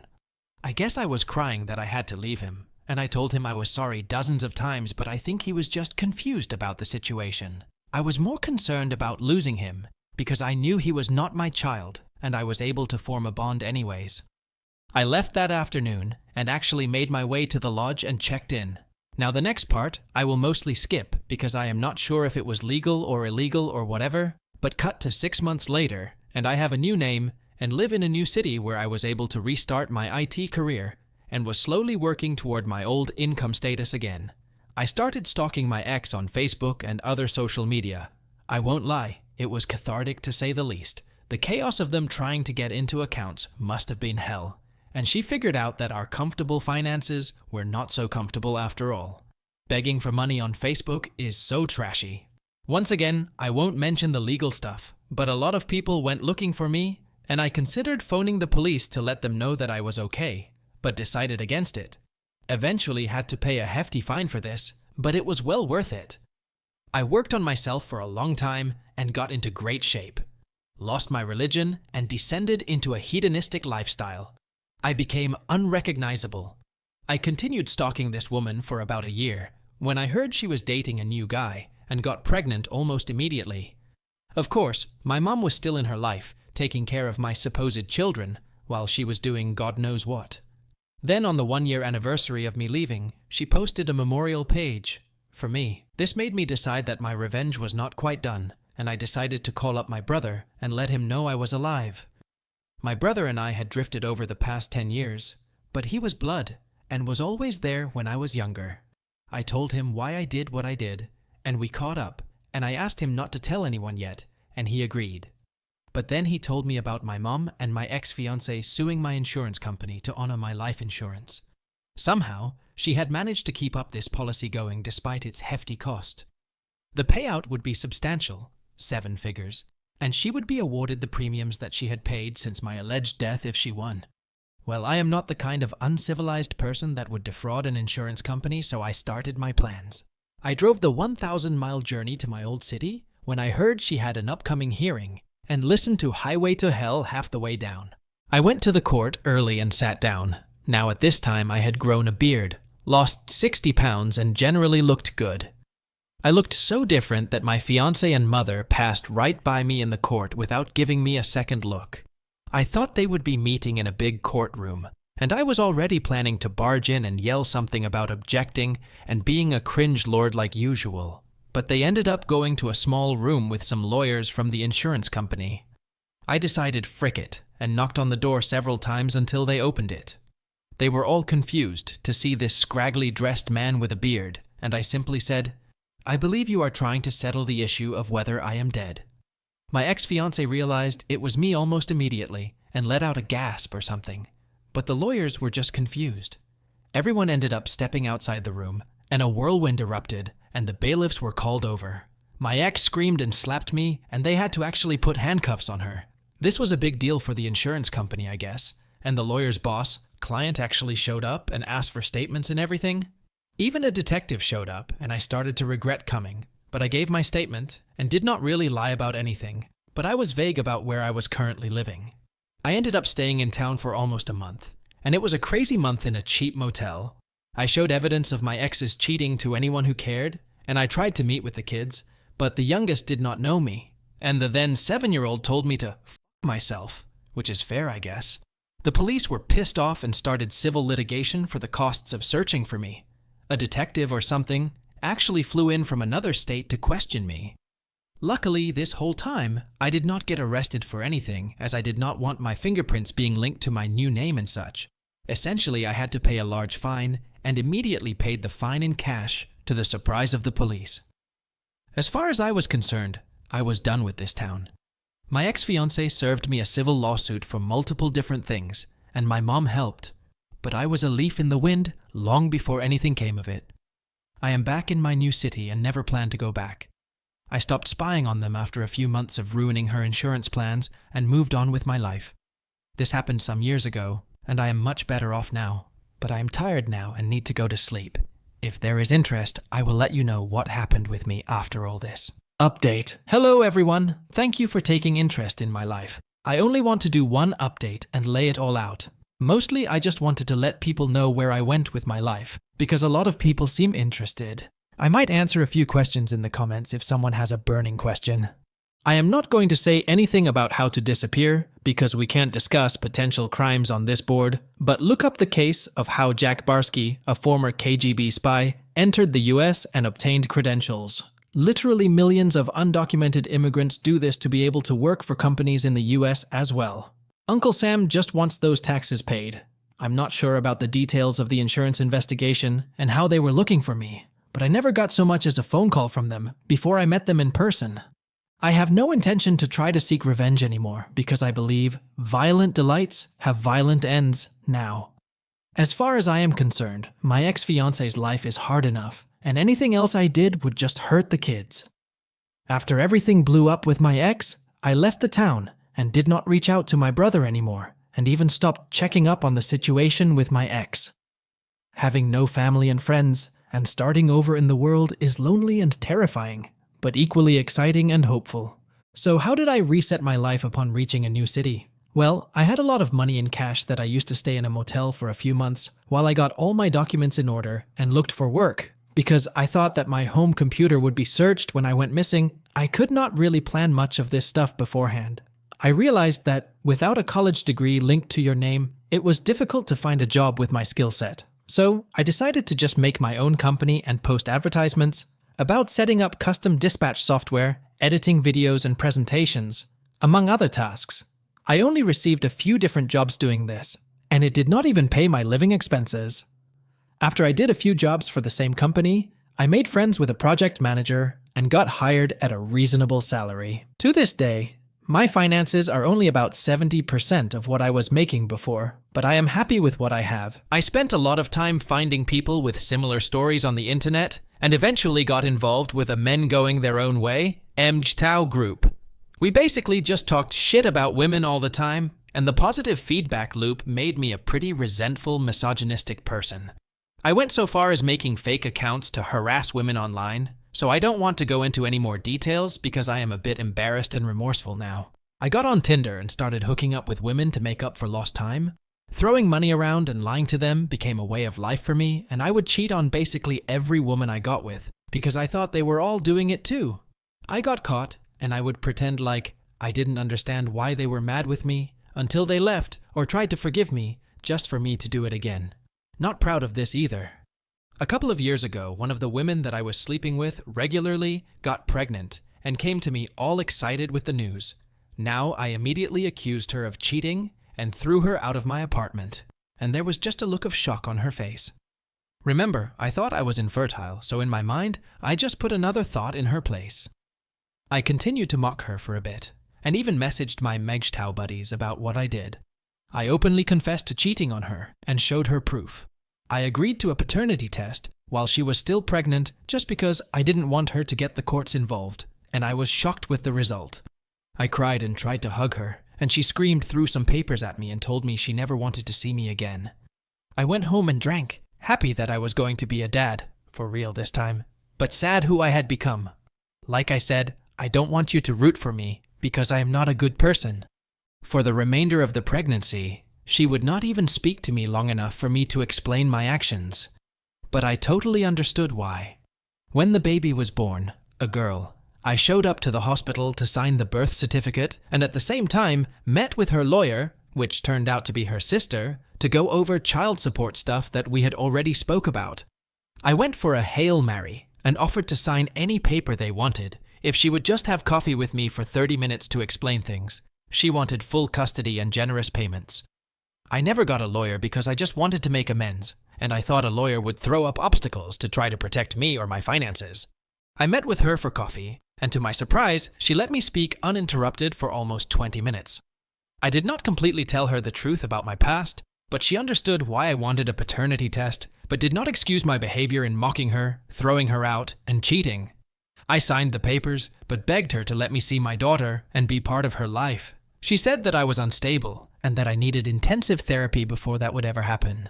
Of course, I obliged to the therapy. I learned a lot in therapy and did a lot of research about the fallout of cheating and whatnot. Turns out there are a lot of women who had been hurt by cheaters and homewreckers too, and that my view of women was toxic to say the least.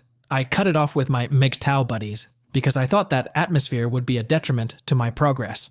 I don't want to attack that group because I think there are some good people in that group that are just broken and looking for answers. I think having a baby girl was a real punch in the gut to stop treating women so poorly.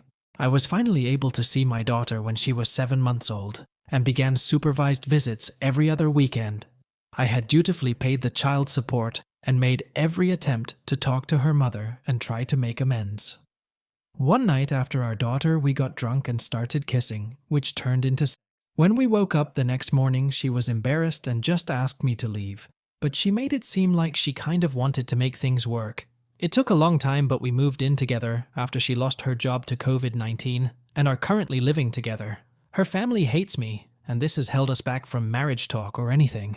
Hell, I skipped our daughter's second birthday celebration because her lawyer sister didn't want to see me. I hope this turns out well for me, and I know I already have better than I deserve. For now, the pandemic has me working from home, and my girl takes care of our daughter and makes me food and such. She is still suspicious of me and comes into my office to see what I am doing regularly, but I don't mind. For now, I'm just going to try to be there for my daughter and try to make it up to her mom. I'm still trying to think of things I can do or say, but for now, I am still in Zoom therapy and just doing my best. I don't think I can ever really tell anyone everything, which is why I decided to tell the strangers of Reddit. I am sorry for those people that thought I was a hero in my initial post. Please don't let your hatred boil inside you, friends.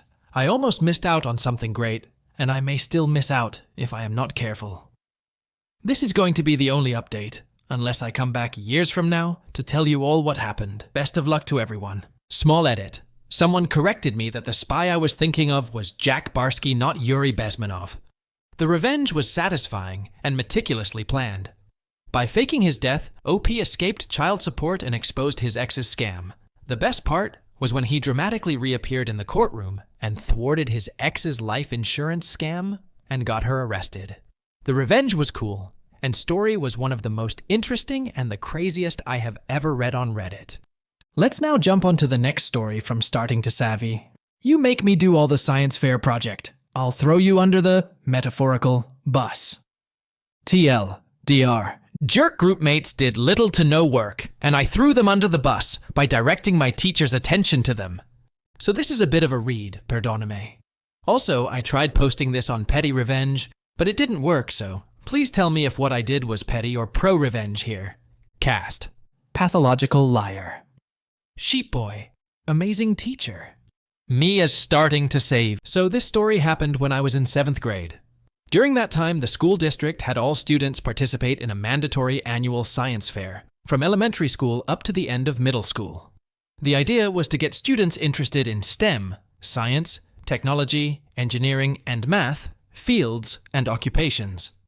After participating in science fairs for 6 years, I was used to the usual rigmarole that a science fair project entailed. I come up with some, hopefully unique, project ideas. Most likely the very original electricity from a potato project. I make a hypothesis, collect data, pay the school or Home Depot $10, $20 for a science fair board, tape up charts and diagrams to the board the night before presenting, and then rinse and repeat for the next year. However, this year my class was doing things a little differently. My class had the honor of being the first to be selected to participate in a virtual science fair. So basically we were voluntold. No one in our section of the district at that time did a virtual science fair before, so we were signed up as guinea pigs to test it out. If that wasn't good enough, my class also had to promote healthy collaboration amongst students, so we were assigned to do projects in a group. Now, I hate group work. I always got the short end of the stick in a group. Either my group gets stuck with someone that skimps out on work and the other group members, and I have to cover their portion, or everyone in the group except me avoids work like the plague, and no matter how much I urge them to participate, I eventually have to do all the work myself to maintain my precious grades. I was a straight A student at the time, so any group work assigned to me was a threat to my grade and my sanity. If I ever got less than an A on any assignment, my mother would ask me, "Why didn't you get an A? Sonny boy, do you need help at school?" It drove me insane since I wasn't failing. Anyways, the online science fair was pretty simple.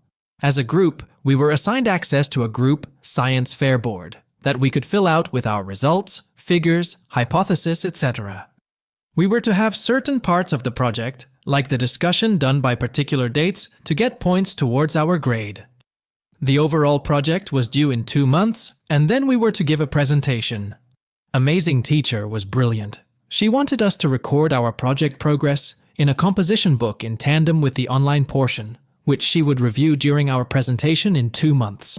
I believe this was to help us keep track of notes, in case we forgot to log them into the computer later. But it was used by me as a tool in my revenge. I was paired with Pathological Liar and Sheepboy, who I was kind of friends with. We brainstormed and settled on testing the performance of an individual in exercise before and after they drink an energy drink. This was in part influenced by Monster Energy Drink just becoming popular and Sheepboy parents getting a new home gym. I thought it was great since I was playing football at the time and wanted to work out more. Also, Pathological Liar, Sheepboy, and I literally shared every class together and lived within a mile of each other, so it would be super easy to communicate. However, Sheepboy and Pathological Liar never seemed to want to talk about the project. After 2 weeks of radio silence from Pathological Liar and Sheepboy, I finally corralled them in one place and suggested we meet up at Sheepboy's house that weekend to start the project.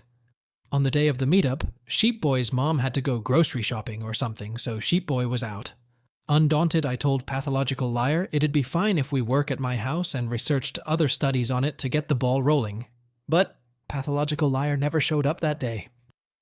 So I decided to confront him on our walk home from school the next day. Oh my god, if you heard what came out of this boy's mouth as an excuse. While we were literally within spitting distance of my house, Pathological Liar said he couldn't come over yesterday or today because his grandparents had gotten into a plane crash. I was flabbergasted and exclaimed, "What? Really? But I didn't see anything on the news about a plane crash." Pathological Liar responded indignantly, "Plane crashes happen all the time, starting to say they're not all going to get reported on. Their plane struck another plane on the tarmac and then rolled over and snapped off both wings." Me, insert, surprised Pikachu face. OMG, I'm so sorry. Did they die? PL. What? No, why would they die, idiot? Anyways, I can't do the project this week. See ya. This little turd then ran home. After I got home and deduced that he just fed me a sack of crap, I just said whatever and filed out the preliminary sections of the project and wrote notes in the composition book to at least ensure we had something to turn in next week. I was willing to give the group a second chance, because maybe their busy middle school lives were swamped.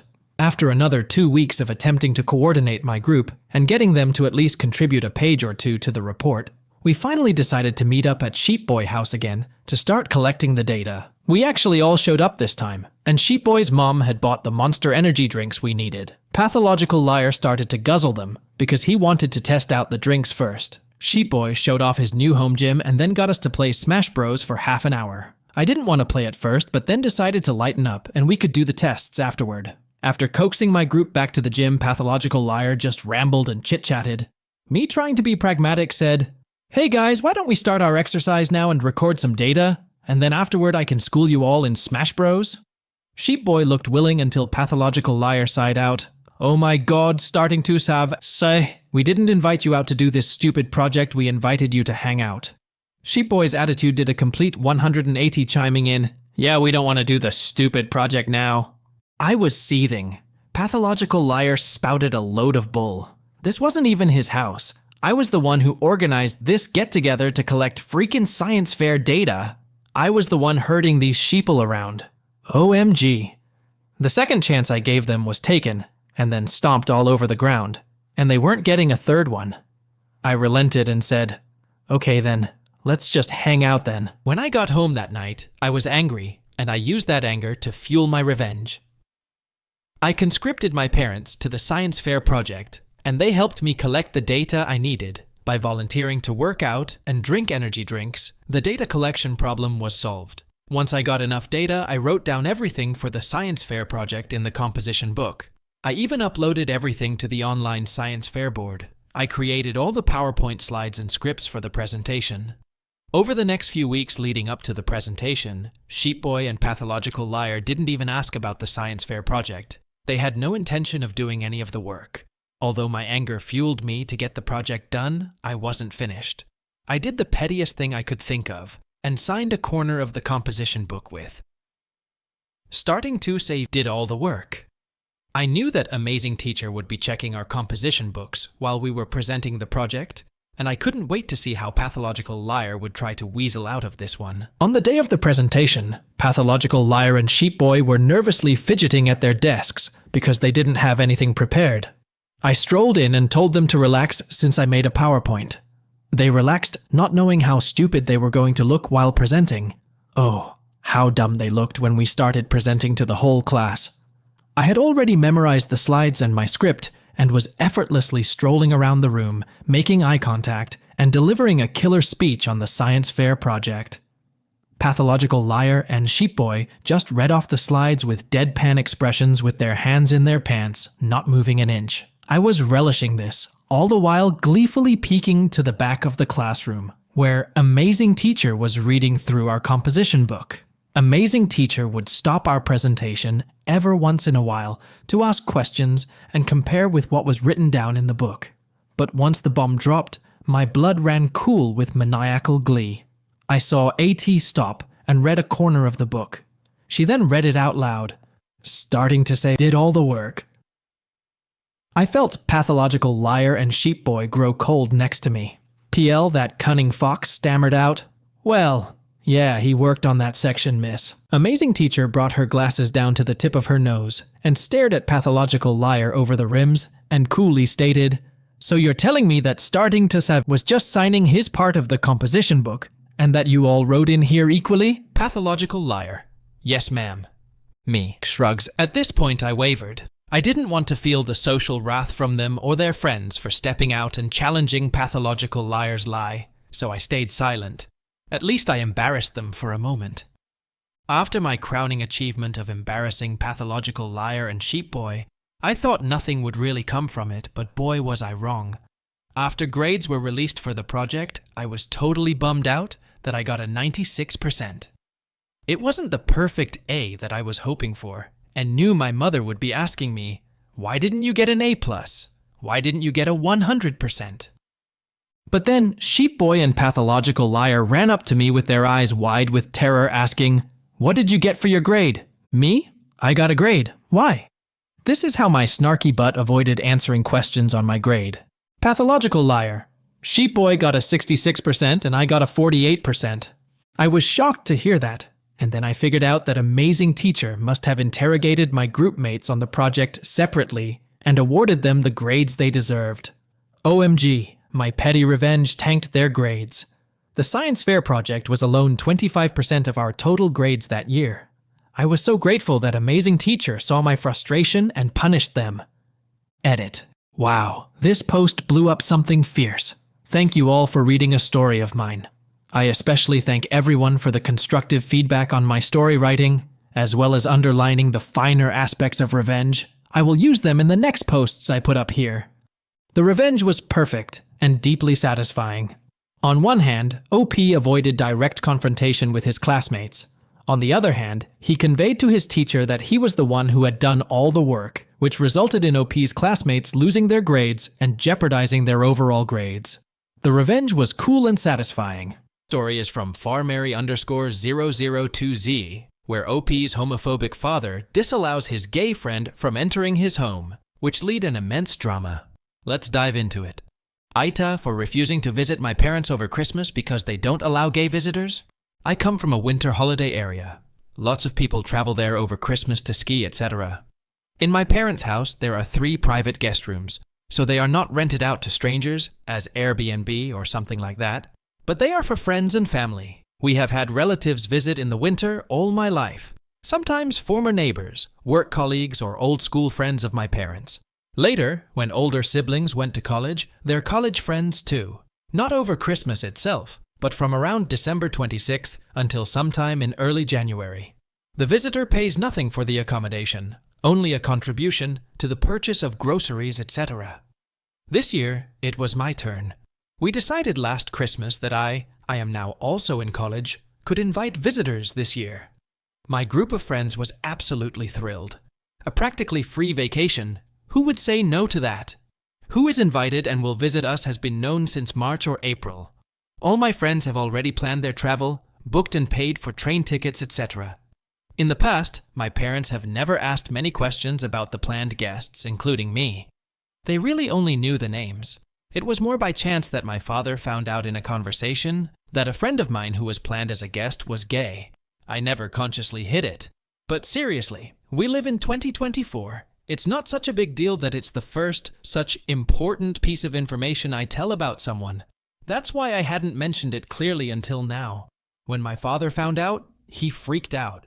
He told me clearly that he wouldn't receive a gay guest. Apparently, he was worried about my younger brother's safety. He demanded that I cancel on this friend of mine, and even considered not allowing any more college friends and spontaneously inviting relatives. I tried to change his mind, told him that my friend is absolutely decent and certainly not dangerous just because he likes men. I tried to explain to him that homophobia is extremely inhumane. He didn't want to listen and insisted on his demand. It's his house. He doesn't have to let anyone into his house, I know that. So, I decided to cancel on all my friends. I don't want to exclude anyone from our group just because my father is homophobic. My friends understood me completely and didn't want to go to the house of someone who is homophobic. I felt the same way. I absolutely don't want to go home right now. After this incident, I certainly don't want to see this man, who is tragically my father, again for some time. Then I and the college friend in question came up with the idea that I could spend Christmas with his family. His family was totally fine with it. For me, it's a done deal. Now my father is furious with me. He claims that I have been indoctrinated by gay and left-wing ideology, that I have forgotten my roots, and no longer have any respect for my parents and their rules. He is not homophobic, just a concerned father, as he emphasizes. Christmas is a family celebration. The family comes first. For me, however, the question is, do I want a father, a family that acts in such a discriminatory way? So, AITA? OP is not an AH for standing up to his homophobic and racist family, who do not allow OP's gay friends at home. Refusing to spend Christmas with such a homophobic family is a good reaction. As for scores, I would rate OP 0 out of 5 on the AH scale, and OP's father 0.5 out of 5 on the AH scale. Let's now move on to the next story from Secretary Sophia. AITA for asking my sister to cancel her plans to watch her own daughter after I agreed to babysit this Sunday. I, 30F, have been supporting my younger sister, Kathy, 23F, both financially and emotionally ever since she got pregnant at 20. The baby's father left because he wasn't ready for the responsibility, and since then, I've stepped in to help with everything.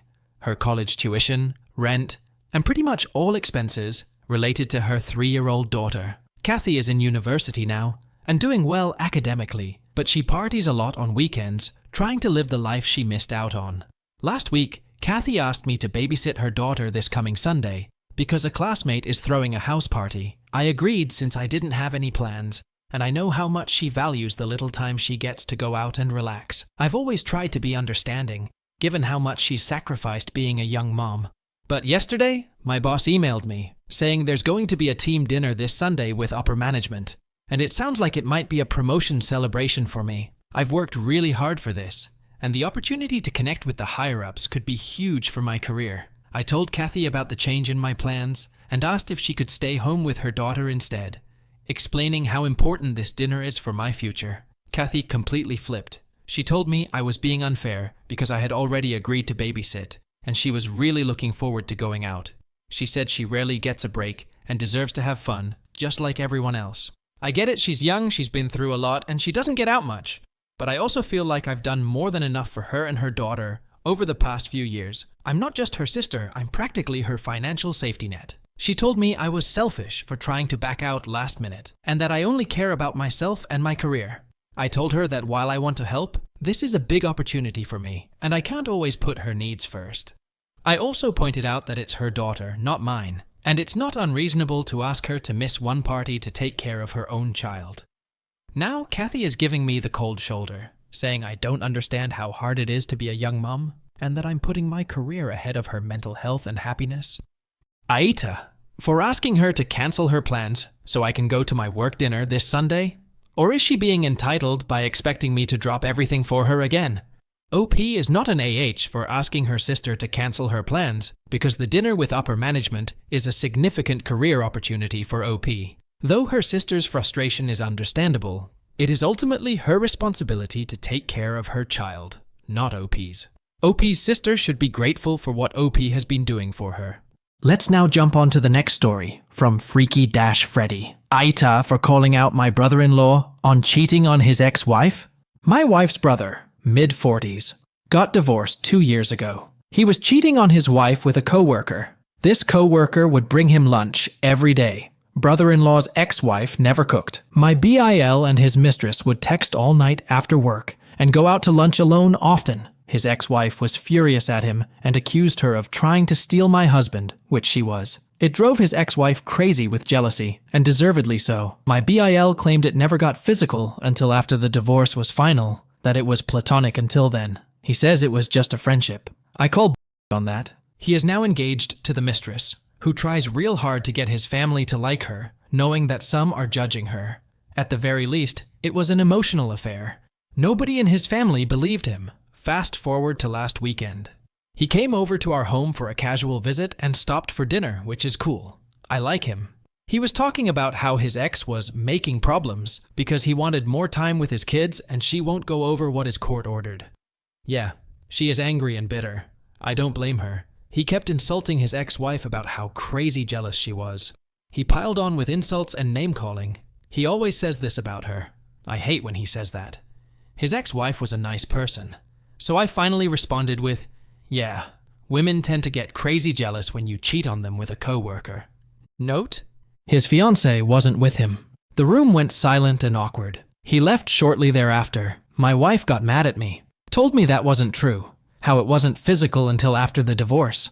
My response was, I call they were most likely physical, and at minimum, it was an emotional affair. Then my wife said, well, you didn't have to say anything. I liked his ex-wife. She was part of our family for a very long time. I am greatly annoyed by how he constantly insults her. She was a good person who got betrayed. His family plays along with the crazy ex-wife narrative, and it's just not true. She isn't crazy. She was cheated on and has every right to be angry at him for a very long time. He's upset because the divorce was ugly. She went full force with the lawyer, maximizing child support and alimony. He whines about how much he's paying her. Now I have to go to their wedding. I have zero respect for either of them in regards to their relationship.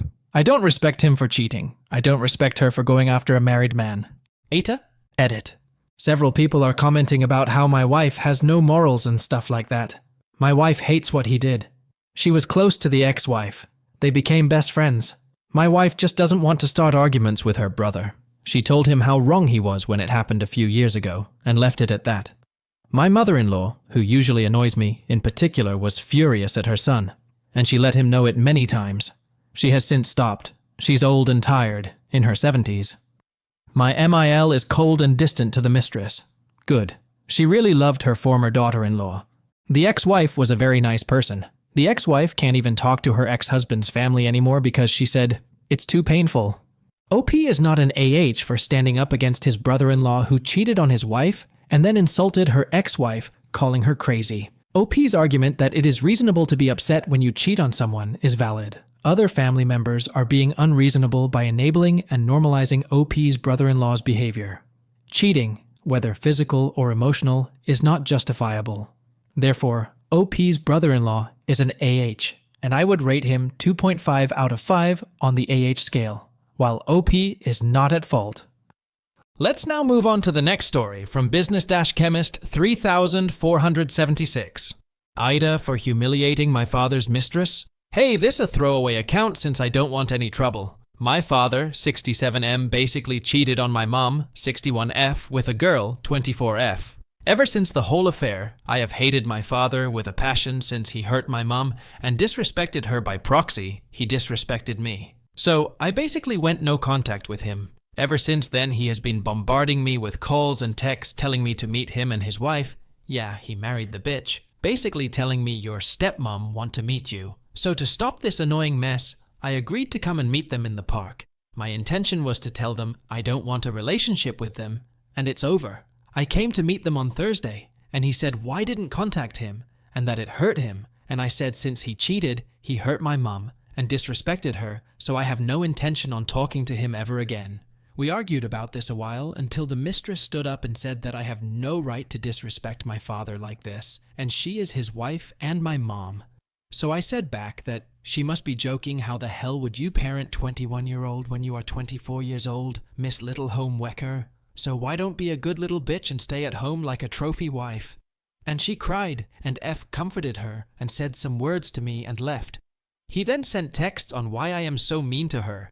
And I said the same things, I don't respect her, and I honestly couldn't give a you two, and then said, never speak to me ever again, and then I blocked. I should have blocked him a long time ago, but I was just sad, and I didn't know what he was gonna do. So I just wanted to know if I gotten way too far with how I talked to her. So AITA? Edit. I feel like I should add more details here since I made this a bit too vague. So my father is businessman with a very wealthy family. My mom and my dad didn't have the best relationship for most of my life, like I said to a commenter. They were more begrudging roommates. Then an actual married couple, and dealing with the stress of their fights gave me gout due to my coping mechanism of eating a lot and drinking soda. He said he didn't want to bother me since I was in college in another country, so he didn't bother me. But since he saw that I was back in my home country, because my number was activated, that is when the bombardment of texts and calls started. I probably made the bombardment seem like it was going on for a very long time, but in reality it lasted for 2 days before I caved and responded. The whole divorce ended pretty recently this year actually, and he married the mistress after 1 month of the divorce proceedings ending. That day in the park we were arguing not in a loud voice and we were decently away from people, until I yelled at the mistress loudly. She was crying and Dad was going to comfort her. Said some words and everyone were staring awkwardly at us. And they left, and I just ran away to my car.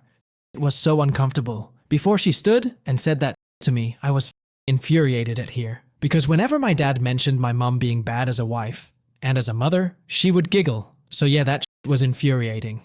Edit to and a mini update. Some people in the comments were that I wanted my parents to stay in their toxic relationship, which is false. I actually wanted them to have a divorce. The problem was how they got it because of his cheating. And IMO, if a person cheats them, probably never respected their partner, the commitment, and the children that were born out of that relationship. So onto the mini update, I guess. So the mistress got my phone number, I didn't have her phone number, guess Dad just gave it to her, and messaged me some insane shit disciplining me through text on how I shouldn't disrespect her and my dad, and I should know my place, and some disrespect towards my mom being a bad wife and mom. I blocked her immediately after I found her messages on my phone. But now I know that they met when she was 19 on a coffee shop when she was a barista. She tried to tell it like an epic love story, but personally I just think this weird as So, yeah, that's it. OP is not an AH for his reaction to his stepmom's unreasonable demands. OP's father is an AH for cheating on OP's mom, then marrying his mistress soon after the divorce, and now expecting OP to behave as his mistress's son. It is completely unjustifiable, and what OP did is 100% justified, so I would rate him 0 out of 5 on the AH scale. OP's father and his mistress are both AHs, and I would rate them both 3.5 out of 5. Let's now jump onto the next story from Bluebird Sirius 1187, AITA. For telling my ex-wife to stop trying to reach out to people she thinks I am dating. I will try to keep it brief. I told my ex the way I did because I was not going to change my mind. I know she was excited to have children and start a family as was I, but life had different plans. In the end, I was not going to try and change her mind, because that is not my place. She wanted a family, so be it. I divorced her, so she could be free to do so. My plan to care for my mother has worked out great. I have some family that helps, she has Medicaid, and I take whatever services and home care hours they give. She attends social adult day paid through Medicaid. She gets 30 hours a week of home care hours, so I use those 5 days a week. If I need more, I either ask my family or pay for care I found on care.com. I have many plans in place. My mother is doing well. It has been a great honor to be in a position where I can care for my mother. Can I afford to go on expensive vacations like in the past multiple times a year? Not really, but that is fine because I get to spend time with my mother, close friends, and family on a daily basis. The reason I got upset was because she reached out to people via LinkedIn. I probably would have just laughed it off if it was just Facebook, but trying to reach out to contacts on LinkedIn is weird. I have blocked her and I do hope that solves this. I divorced her so she could be free. She did not sign up to be a caregiver, and I respected that. I was 100% okay with being a caregiver, and I am glad I did so. My time with my mom will be limited, but I'm glad I have this time to be an active part of her long goodbye instead of a passive one. I get many people have their reasons for placement, and I am not here to argue the pros and cons. Everyone does what is right for them. For me, placement was not an option in our family. We help one another. Had this been her parents, I would have suggested the something. My belief of marriage is when you are married, you combine both families across the board. Their problems become our problems and vice versa. The post was about her actions, not our divorce or my plan of care for my mother. I have her medical team if I require input on that subject. Thanks. Around 5 years ago, my wife and I divorced because I made the commitment to care for my mother, who had dementia, and she progressed and refused to place her. I told my ex my plan. She disagreed, asked me to choose between her or my mother. I served her papers a week later. If it matters, my plan was to put our family plans on hold. She goes back to work, and I will use my income after expenses and time to cover her care. Yes, she was going to move in with us, but I did make it clear she would not be responsible for her care. We split everything 50/50, except the house, because that was mine before marriage.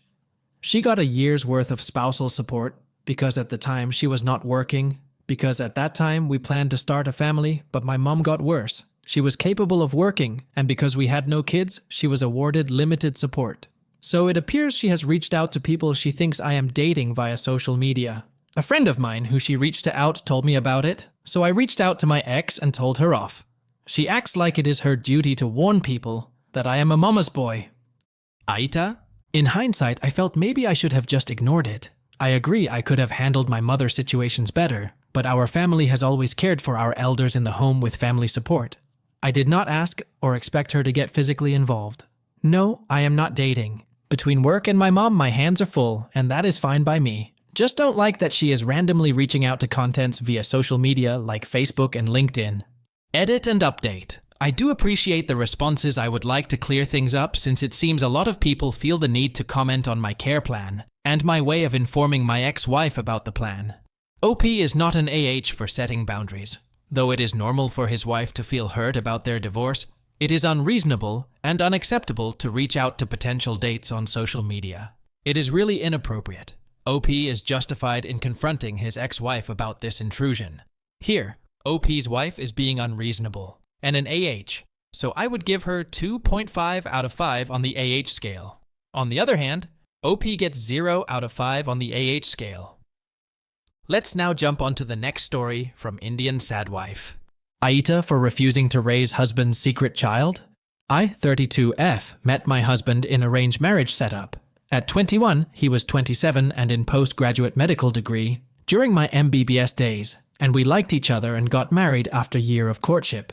But after marriage, I found out that he was so controlling, etc., from clothes to my male friends. It became an issue for him. I have to fight for my dress up. He liked me as modern girl, but after marriage, he wanted me to wear traditional.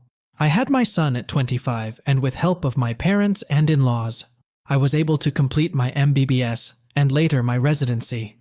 We have had our ups and downs as he was controlling, and I had to fight a lot for myself. We had separated finances because from our joint investments, he gifted his sister lots of gold without even asking. But I stayed shut because I loved my mother and father-in-laws. Now I have recently found out my husband had son with a woman 12 years back, and in India having a child before marriage is sin. It's seen as black mark, especially on women, even today. But the women here wasn't liked by my in-laws, and they gave her huge amount of money and one rental property to stay out of their lives, which she obliged. That's why they rushed his marriage with me.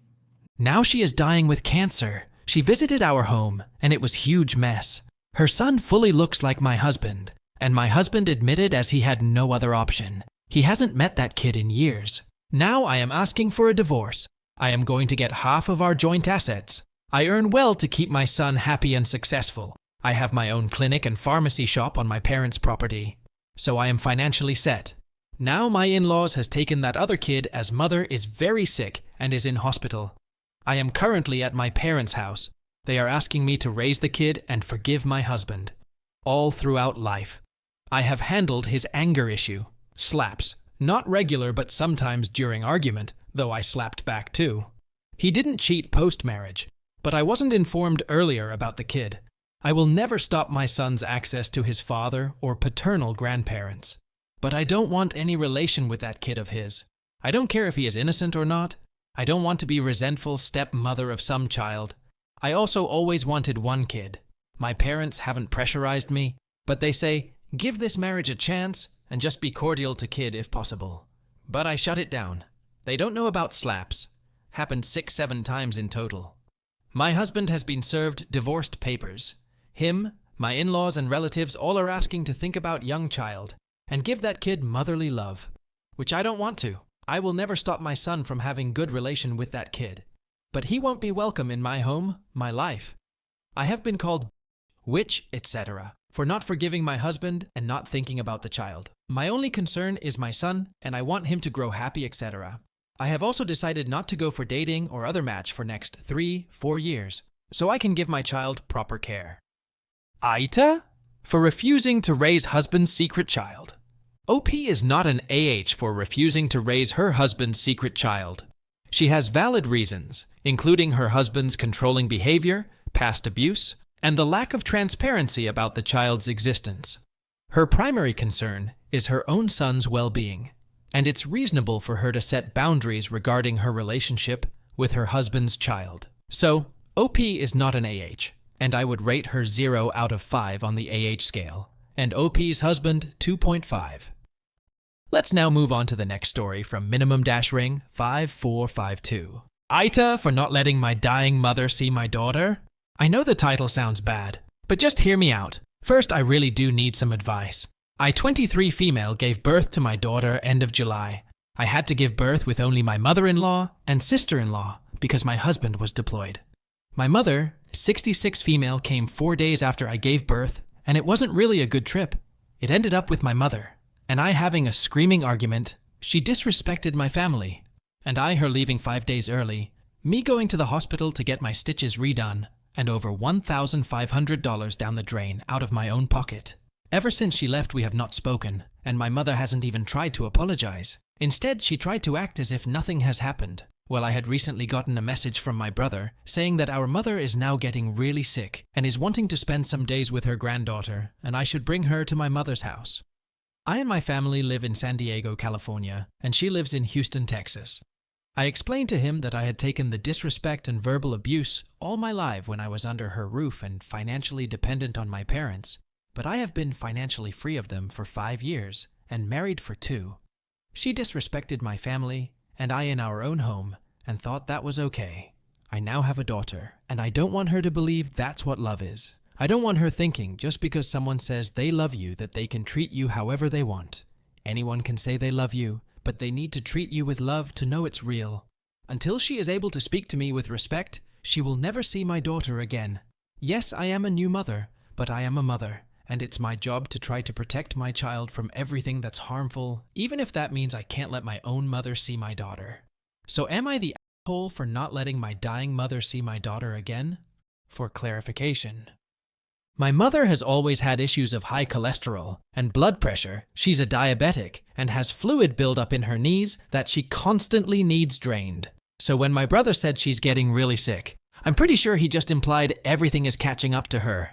Over $1,500 down the drain was not on stitches, it was $350 extra for running the AC while leaving all the windows open so she could still feel the summer warmth, $500 on new groceries because she threw away almost everything, even though I had gone shopping right before I gave birth, $300 for breaking my cabinet, and that's what my complex charged me. She was cleaning the cabinet and was staring to lose her balance and rip the door off. $200 on Grubhub using my credit card without my knowledge because she was on vacation and didn't want to cook and didn't want to eat what I made. $300 because when she was changing her flight to leave earlier, she upgraded her seat to first class on my credit card. My stitches ripped because when my mother threw out all my groceries and she wouldn't let me order it online, said I had to go in person. Since she's older, I had to do it all by myself while baby wearing. So carrying cases of drinks and groceries from the parking lot to my apartment on the 3rd floor, with no elevator, and putting all the food away by myself, I overexerted my body, and I ended up ripping through all my stitches. One of our arguments, I was told that since my husband is military, this is just the start of my horrible future, that he will end up cheating and leave me with a baby that I have ability to take care of. I and my husband are both military, and I do have faith in him. He loves this family that we created. My mother had no right to disrespect him like that, when he has given no reason for her to say that. My mother had also made the comment that it's absolutely horrible that my daughter looks like her father, and that she will probably get bullied when it comes time to put her in school. My daughter was barely a week old and she making horrible comments. I love my husband, and how he looks, and I see it as a win if she looks like him. But just hearing her say that about my family that I created it hurt. It still hurts because my husband and my daughter have my entire heart. After everything that had happened, I actually didn't kick her out. She walked out on me. She said that she hated who I had become and she doesn't feel welcome here, so we'll be leaving. The day that she said that she left, she went and got a hotel for the night and booked a new flight. I was relieved that she decided to leave because I don't think I would have had the strength to kick her out. But after a few hours after she left, and I went to the emergency room because I was bleeding way too much, that how I found out I ripped my stitches, and while I was laying there, I had made the decision that I'm done with her. So now when she texts me like nothing has happened, I don't even answer her. I'm not going to start an argument, I'm not going to entertain her, I'm just keeping my mental peace and not answering her. OP is not an AH for her refusal to let her mom see her daughter because her mom disrespected her, caused her financial strain, and made hurtful comments about her family. Prioritizing OP's child's well-being and teaching her about healthy relationships is a reasonable approach, and OP is 100% justified in setting boundaries with her mom. So, she is not an AH, and I would rate her 0 out of 5 on the AH scale. Let's now jump on to the next and last story for this video from ThrowRA, My Sister Sucks. AITA for blowing up at my sister because her husband's behavior is not my fault? I, 26F, live in a small town with a lot of family. Aunts, uncles, cousins, grandparents, basically everyone related to me lives here. My sister, Lilia, 28F, married her husband, Sean, 31M, last year. I don't know him very well, but I don't have a problem with him either. Every other weekend, my mom will host a party-type thing for the whole family. There's food, decorations, music, etc. Everyone has a blast. A few months ago, my sister started acting kind of strange at these parties. Her husband isn't a very social person from what I can tell. He usually stands off to the side, sometimes without food. Lilia started making comments, usually to our immediate family, but sometimes to anyone who'll listen, about how Sean thinks the decorations look tacky, or Sean thinks the music is too loud. At first, it was basically harmless, but the comments got worse and worse. She started saying things like that outside of family parties too. The weekend before last, she made small talk for a while before saying, Sean doesn't look like he's having a good time. I don't think he likes the food very much. I can't really blame him. We don't usually eat at low-class restaurants like yours. Her comments always pissed me off, but this pushed me pretty hard. My mom works really hard to make delicious food for these parties. She's a chef at Olive Garden. I guess my mom could tell I was getting upset, so she pulled me aside and told me not to say anything to Lilia, that it wasn't a big deal, stuff like that. I respected her wishes, even though I really wanted to stand up for her. Last week, Lilia called and said Sean's best friend is getting married. I'm a wedding planner, and she wants me to plan the wedding. I said sure. This weekend, Sean's best friend and his fiancée had a joint bachelor and bachelorette party. Lilia is a bridesmaid. She invited me to come along so I could meet the bride and groom and probably officially become their wedding planner. When I arrived at the club, Lilia immediately grabbed my wrist and pulled me to the bathroom. She said, "Sean isn't happy. No one will take you seriously as a wedding planner if you dress like a slut. You embarrassed him, and now the groom will blame him for recommending a shitty planner." I had enough of her at that point. It felt like she was just using Sean as an excuse to voice her own opinions. I said, "If Sean thinks I'm a shitty wedding planner for dressing normally for a damn club, he can get the groom a new wedding planner." I walked out and went home. AITA? Update. I ended up inviting Sean and Lilia out to lunch. Lilia was still a little upset that I had dressed like a slut at the club, but mostly things went fine. Before we left, I asked Sean if he thought my outfit at the club was inappropriate. He said no. I asked if he thought my mother's cooking was bad. He said no again. This time he looked more confused. Before I could ask him about another comment, Lilia grabbed his arm and pulled him up. She said they had to go. Sean looked even more confused and told Lilia he wanted to hear what I was going to ask next. She looked visibly angry, and after I asked him if he thought the decorations were tacky, Lilia said, "If you're not coming, I'm leaving without you." She ran to the car before either of us could stop her. Sean was really confused now and asked why I thought he didn't like the food, etc. I told him the whole story of how Lilia was telling me and my immediate family he was saying rude things. He looked completely shocked now. He said he never said any of those things and that he thinks the parties are wonderful. He explained he's just a little antisocial and gets nervous around people he doesn't know well, which I totally get. He apologized if anything he did was offensive, but I said there was no need for an apology. I gave him a ride home. Lilia took off with their car. When we got there, my sister's car wasn't in the driveway. I went to my mom's house next to drop off some stuff I had for her in the car. When I got there, Lilia's car was parked outside.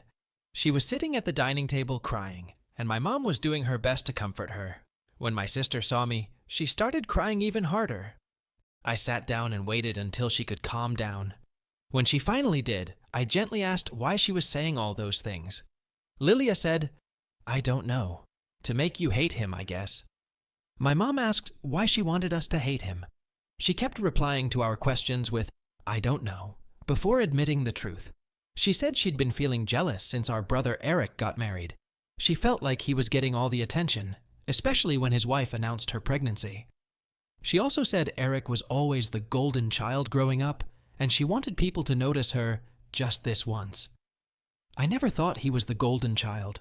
In fact, Lilia seemed to be favored over him, but maybe I was too wrapped up in my own stuff to notice. My sister decided to stir up some drama to get the attention back on her. She used Sean because no one in the family knew him very well, and it was easy because he doesn't interact with a lot of people. She claims she wanted the attention so badly, even if it was negative. She wanted to see how far we'd let her go before one of us snapped. After a long talk, she promised never to do anything like this again, and admitted she mostly did all this out of resentment toward Eric for always stealing the spotlight. My mom promised to pay more attention to her, and she apologized if she ever made Lilia feel like Eric was better than her. We all hugged it out. Earlier tonight, Lilia called me and said she and Sean were going to try couples therapy, and she was going to get individual therapy for herself. I said I was happy for her, and she can come to me if she ever needs anything. I guess that's it. OP is not an AH for blowing up at her sister, who is jealous of her and has been making negative comments about her, which were hurtful and disrespectful. OP has every right to defend herself and her family's efforts. As for scores, I would rate OP 0 and OP's sister 1.5 out of 5 on the AH scale. Welcome to the most interesting AITA story of a lesbian who gets pregnant through artificial insemination, but against the wishes of her partner. When her partner learns about it, there unfolds an intense drama, and OP has to call the police. Let's dive into the story to see what happened next. The story is from Throwaway Anonymous 1Q. AITA for calling the cops on my lesbian roommate. So, I have been living with my lesbian roommates for 6 years. The two of them have been in a relationship for 6 years. For privacy's sake, and to make this less confusing, I'll use fake names. So, 2 nights ago, Emma was trying to be as civil as possible, trying to end things. Mary had gotten pregnant behind Emma's back in June, at a time where we had all lost our jobs by getting artificially inseminated by a former co-worker's sample, which Emma had told Mary time and again they weren't in the position for it. What's happening now is even harder on Emma. So after a night of trying to just say again and again to end things, after finding a bond with someone who makes Emma happy, at the end of the day, she was trying to avoid Mary and not respond. Mary had already tried to take the Xbox and threatened to put down Emma's dog Xavier. So, Mary's last resort was to take Linda, a passed-away pet's ashes, away from Emma and threaten to walk out the door with Linda if they were not together on Facebook. So, I called in the next day and helped Emma load her stuff up for her mom's. When I came home, I decided to take a nap, which was the first mistake. When Mary came home and realized she was not kidding, she grabbed my new kitchen knives and cut alongside her left forearm, pleading and texting Emma to come back. When I woke, I came downstairs and saw her weeping and bleeding, pleading to know where Emma was. I managed to get a knife away from her, but she went straight for another one, hitting me in the head and giving me my first ever concussion. I already have bad decision-making skills, and this did not help. I let her have the knife and went to the back porch to breathe. She came back to the porch and pleaded with me, no threats, to tell her where Emma went. I refused every step of the way, texting Emma while this was happening, who told me to call the cops. I managed to ask Mary to do something to break away and call the police. The police came shortly, and she managed to evade them by sitting atop the external garage for an hour or two. At this time, my other roommates, Gabe and Peter, came home and found her on top of the garage. Gabe came upstairs and told me she needed to breathe and calm down, so I gave her distance and space to breathe and cope. Gabe said Mary had bandages on her wounds, and I was fine giving her space to calm down. But then, Gabe came back and asked me to speak to Mary's mom. I called her, and she said to call the police again, as she was fading in and out of consciousness and speaking down on herself. I was already worried about her wounds. So the police came again and took away my tense roommate. Hearing the fighting, I knew she would loathe me for calling. All this with her being 5 months pregnant. After the fact of all that, Emma told me that Mary was wondering where she was, on whether or not she was with someone else or her mom, which was her mom, which now makes me think the situation could have been managed without the police carrying her away. There's more that came from this the following day, but this was a crazy enough situation, and I can't tell for the life of me if I chose right in such a high-pressure situation. But she is seething. She's been away for the weekend but comes back for her things tomorrow. She already stole some odds and ends on the way out, like my pot and pan set. I've never been in a situation like this in my life before. OP is not an AH for calling the police because she was in a stressful situation and Mary's behavior was self-destructive and threatening. In this situation, calling the police was the best option to ensure the safety of everyone involved. Blaming OP is wrong. Let's now jump onto the next story from X-Dark Hunt AITA for breaking up with my girlfriend because she wanted an open relationship, knowing my position on it. I've 19M been with my girlfriend, 20F, for about 2 to 3 years now. Things have always been good between us. We had a solid relationship, sweet moments, and all the usual stuff that comes with being in a serious, committed relationship. From the beginning, we were clear that our relationship would be exclusive. I'm strictly monogamous. I don't have anything against open relationships or polyamory, but it's just not something I could handle in a serious relationship where my feelings are involved. Lately, though, things started to get weird. She began making comments about other guys, saying how she found some random dude or how attractive someone else was. At first, I just brushed it off and didn't make a big deal out of it. But these comments became more frequent, and honestly, it started to feel a bit overwhelming. Then came the real shocker. She told me she was starting to get interested in other people. She said she still loved me, but she wanted to explore things both personally and so she then asked, "What if we opened the relationship?" I was stunned for a moment and nervously laughed, which she noticed. I half joked, half seriously replied, "Then I'm not going to be a part of it, haha." She got the hint, but still kept pushing the idea. I got frustrated and asked her why she wanted this. She said she was curious and wanted to explore her sexuality without damaging the emotional bond we had. I was taken aback but responded, "I support your decision to explore, but if you want that, then forget about me. You know very well that exclusivity is crucial to me in a serious relationship." This led to a heated argument. She accused me of being closed-minded and called me a coward for not being willing to try something new. Those words hurt, and later that night at my home, I lay in bed wondering if there was a way to talk this through or find some middle ground. We did eventually meet up again to discuss things more calmly, but no matter what, I just couldn't accept the idea of opening the relationship, even if I also had the freedom to see other people. It was a solid no from me. I told her, I'm sorry, but we couldn't come to an agreement. You know my stance on this kind of relationship. I'm glad you want to explore this, but unfortunately, I won't be the person to do that with. Let's just end things now, save ourselves the drama, and move on.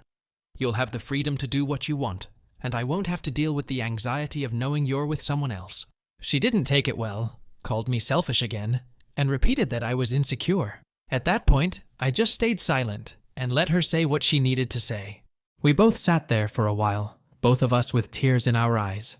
We eventually said our goodbyes. She still told me everything she previously thought about me, and after I got home, I saw that she had blocked me on everything. I just let out a sigh and laid down on my bed. Right now, I'm focusing on myself and moving forward, trying to maintain zero contact with her. So, AITA? Edit. Thank you all for your comments. I really can't reply to all of them, but I have read them all. You all really gave me good advice, and also some reasons that I will reflect on. Anyway, thanks. If something happens these days, and I see it conveniently, I'd make an update. Update: AITA for breaking up with my girlfriend because she wanted an open relationship, knowing my position on it. Now, I will give you more context. It's been 5 days since we broke up. During these days, I have been reflecting, mostly due to some comments on the previous post, mentioning that maybe she was always like this, that we were just incompatible, that we are young, and that she has the right to explore her or whatever. I admit I shouldn't have done it, but I kept thinking and racking my brain more and more. Was she really like this? I didn't pay attention to this when we made the relationship official, because this felt so strange to me when we decided to make things serious because I asked for exclusivity, and she agreed, even emphasized it herself, which left me more and more confused. Anyway, yesterday I ran into her. I know that maybe was an error. I tried to ignore her, but I couldn't, since now she wanted to talk to me, and I was about to reject her, but my thoughts got the better of me, and I agreed, mainly to ask her about my doubts. We went to her house, and although she tried to be nice, I just asked her to get to the point. We sat down at the table and talked. She tried to ask me how I was doing, but I just dodged the question, and then I confronted her again, asking why she was now bringing up polyamory and all that, after so much time being with me, after even she agreed to exclusivity and emphasized it. When I said this, I raised my voice, basically shouting at her. Then I got my answer, and although it was predictable, it still shocked me. Long story short, yes, she has indeed been emotionally cheating on me and was tempted to do it physically. I just stood there, stunned, took a deep breath, and even though I was really angry, I asked her, since when and with whom? According to her, she spent the last 2 months with a guy she met at her college, which coincides suspiciously with when she started acting weird. I raised my voice again, asking what she thought by not telling me. Did she think I was an idiot, even trying to manipulate me to open the relationship? She said that she didn't want to lose me, that she loved me, and as for opening the relationship, it was advice from her friends. I must clarify that not all of them are women. They told her that she had the right to explore while still being with me, that they even do it, and they are still with their partners, and some of their partners have no idea about it.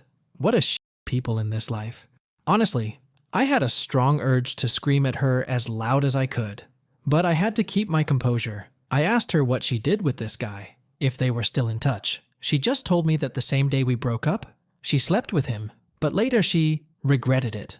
And in these last few days, she realized her mistake and wanted to be honest with me now, with the possibility to give her another opportunity. I couldn't deal with her anymore, and I told her she had almost 3 months to be honest with me, and instead tried to manipulate me into falling into her trap so she could walk away without any guilt. I told her that if she wants to cry, go ahead because I won't give her another chance, and I don't care anymore because I lost the little respect I had for her. With a knot in my throat from the hurt, I told her clearly that I never want to see her in my life again, and that if she sees me in a store, she should avoid me and go somewhere else because I don't want to see or hear her. She broke down crying again, begging me to forgive her, grabbing my shirt to stop me from leaving. I pushed her away, opened the door, and slammed it shut once I got home. And it would be a lie to say I didn't shed tears. We're young. She wanted to explore herself, and she's right to do so. She was right to tell me. She is not the asshole either. Pure bull. Now, I'm still incredibly hurt. I feel worse than when I started, and I feel like an idiot for even crying, knowing this could have been a possibility. I will see if I can get back on my feet and move on, even though I'm still hurt. That's the only thing I can do. OP is not an AH for clearly stating his priorities in the relationship. So, I would rate him 0 out of 5 on the AH scale. On the other hand, OP's girlfriend is an AH, a bigger one for breaching trust and trying to manipulate him into an open relationship. I think there is nothing like an open relationship. OP's girlfriend wants to be a nympho, which is obviously disgusting. She is an AH, and I would rate her 2.5 out of 5 on the AH scale. Let's now jump onto the next story from awkward_middle 4138. AITA for telling my mill that my husband is spending Thanksgiving with his new family. I, 31F, married to my husband Elliot, 33M, and I'm pregnant with our first baby. Our daughter is due the week after Thanksgiving, and we're both incredibly excited. Elliot and I are actually from the same hometown, but we moved across the country when I got into my dream grad school. To be honest, his parents weren't happy about him moving for me, and always said I was talking him away from the family, and that he shouldn't give up his dreams for me. Luckily, Elliot stood up for me and told his parents that he saw a future with me and wanted to be in the same city as me. I also don't know how he was giving up his dreams when the city is actually the best place in the USA to be for his career. We ended up loving the city and staying there after I graduated. It was beneficial for both of our careers, and we now have a great group of friends.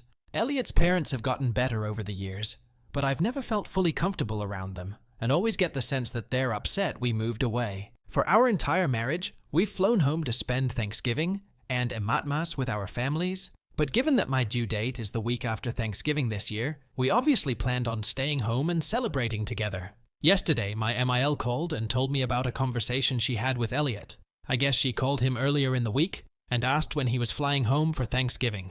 Elliot said that I can't fly when my due date is a week away, and my MIL said he could still fly out for a few days. Elliot refused because he didn't want to leave me. He said he wants to celebrate Thanksgiving with me and feels uncomfortable leaving when I'm so close to my due date since the baby could come early. I learned all this from my MIL because Elliot never told me about the conversation. He said he didn't tell me because the request was insane, and he didn't want me to worry about it with everything else going on. My MIL asked if I'd tell Elliot he should fly home to spend time with his parents and sisters. I told my MIL that I want him to spend time with his family, but also, I want my husband with me when I'm in the final stage of pregnancy. I also don't want to be alone on Thanksgiving, since my family is on the other side of the country. My MIL told me that I see Elliot all the time, and the holidays are the time he gets to spend with his family. She also said that I was the one who wanted to move away, and so I should accept that there will be times when Elliot and I don't spend the holidays together because he has an obligation to fly home and spend that time with his family. I tried to tell her that I don't feel comfortable, but she kept going on and on about how she wants to see her son on Thanksgiving and how family is the most important thing. I interrupted and said she's welcome to visit us, but Elliot and I are both going to be home on Thanksgiving and also Ematmas since we'll have a newborn. I told her that since she values family so much, she should be happy that she raised a son who prioritizes his wife and child, since we're his family now. I said that Elliot is doing the right thing by putting his new family first at this stage of his life. This set my MIL off, and she said I was being selfish and possessive.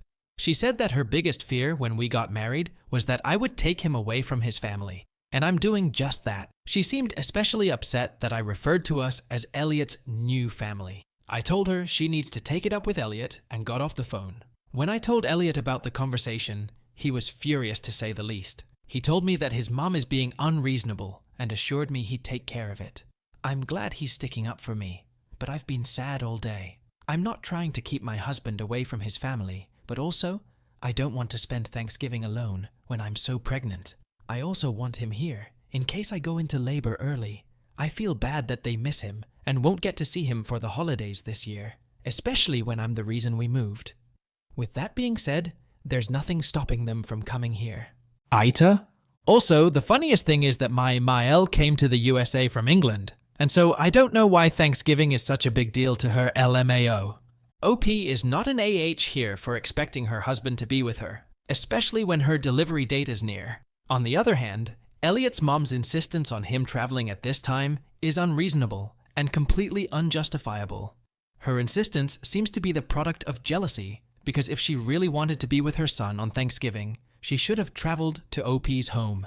OP's mother-in-law is an AH, and I would rate her 2.5 out of 5 on the AH scale.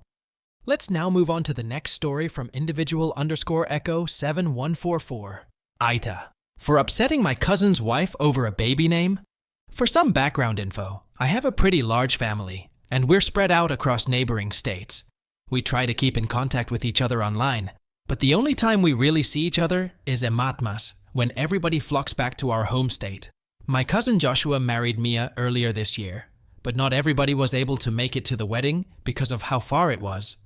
Because of the distance, most of the family had yet to meet Mia before this weekend. Another important factor is that my extended family tends to be religious, but my immediate family is not.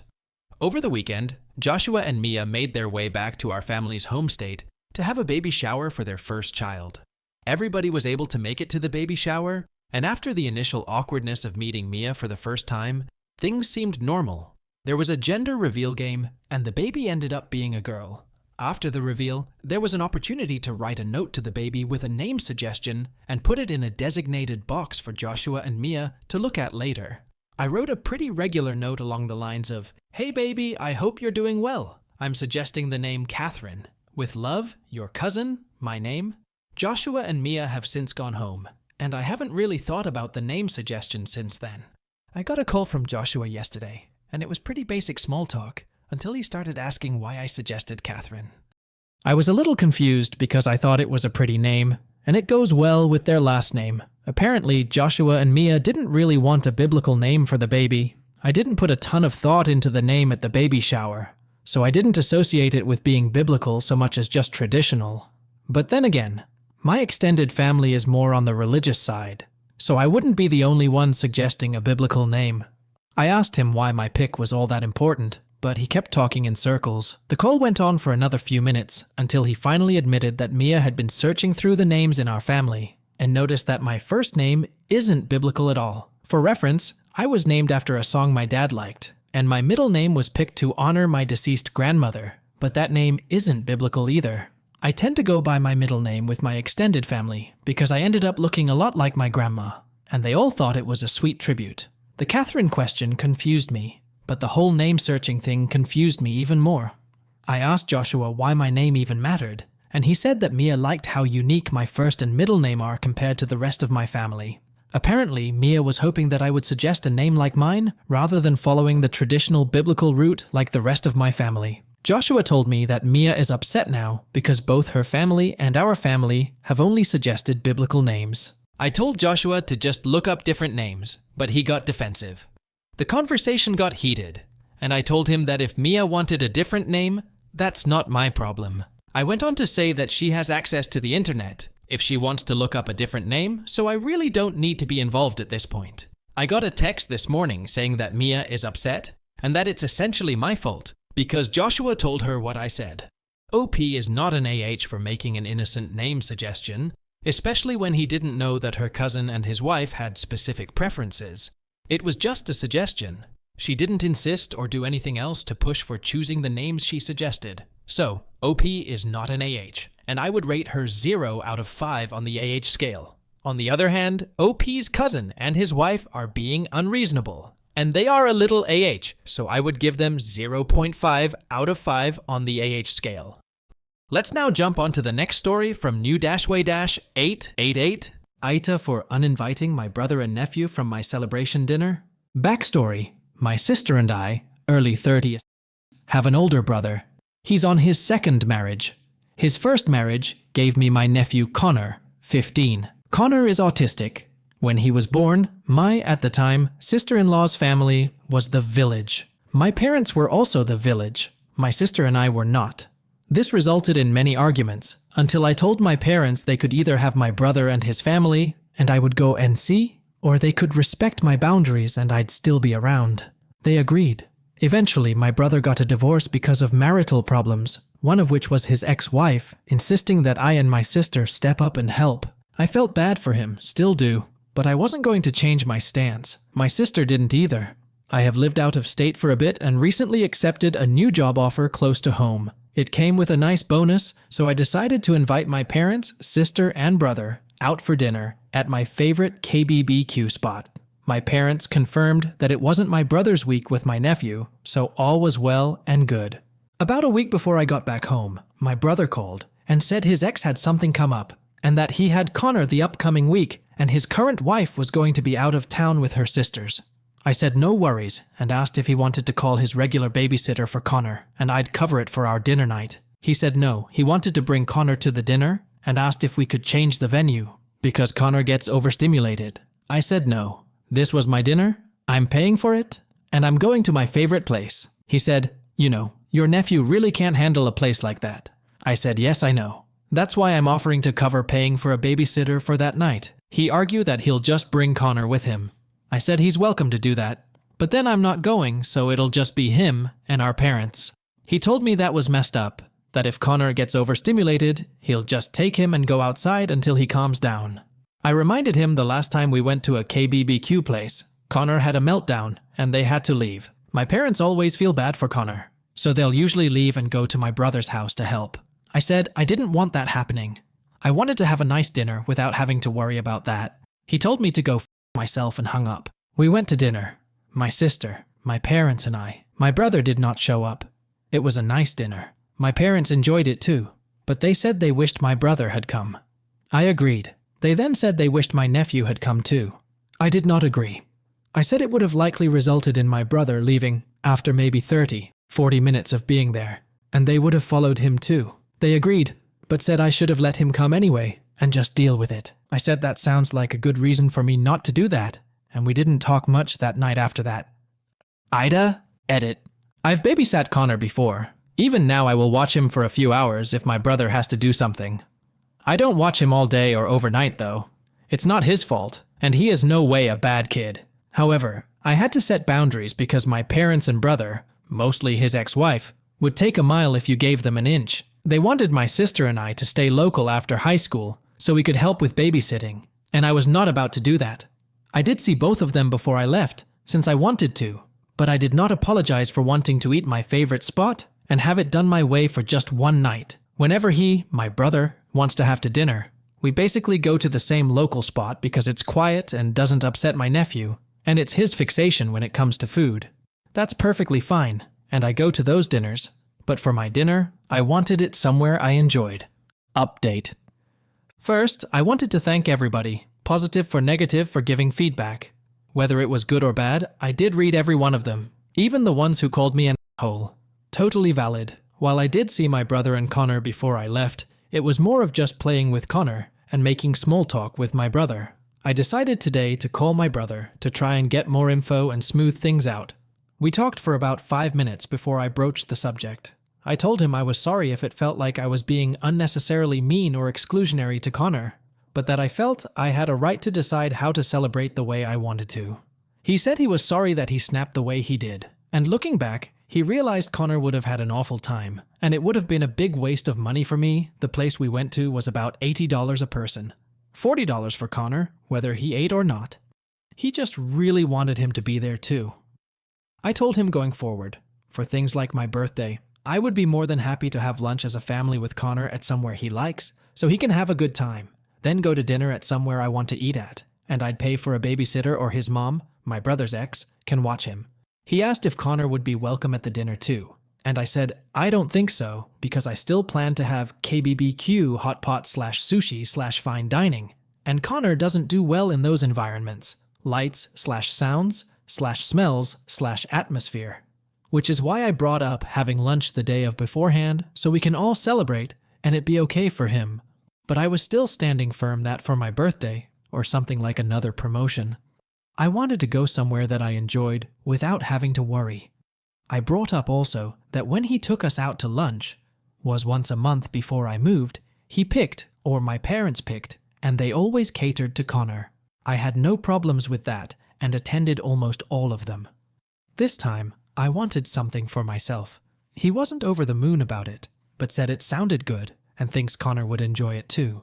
He also looked into getting him sunglasses, as one of you suggested, for bright, overly stimulating environments. He then had a question for me, which I knew was going to be asked at some point.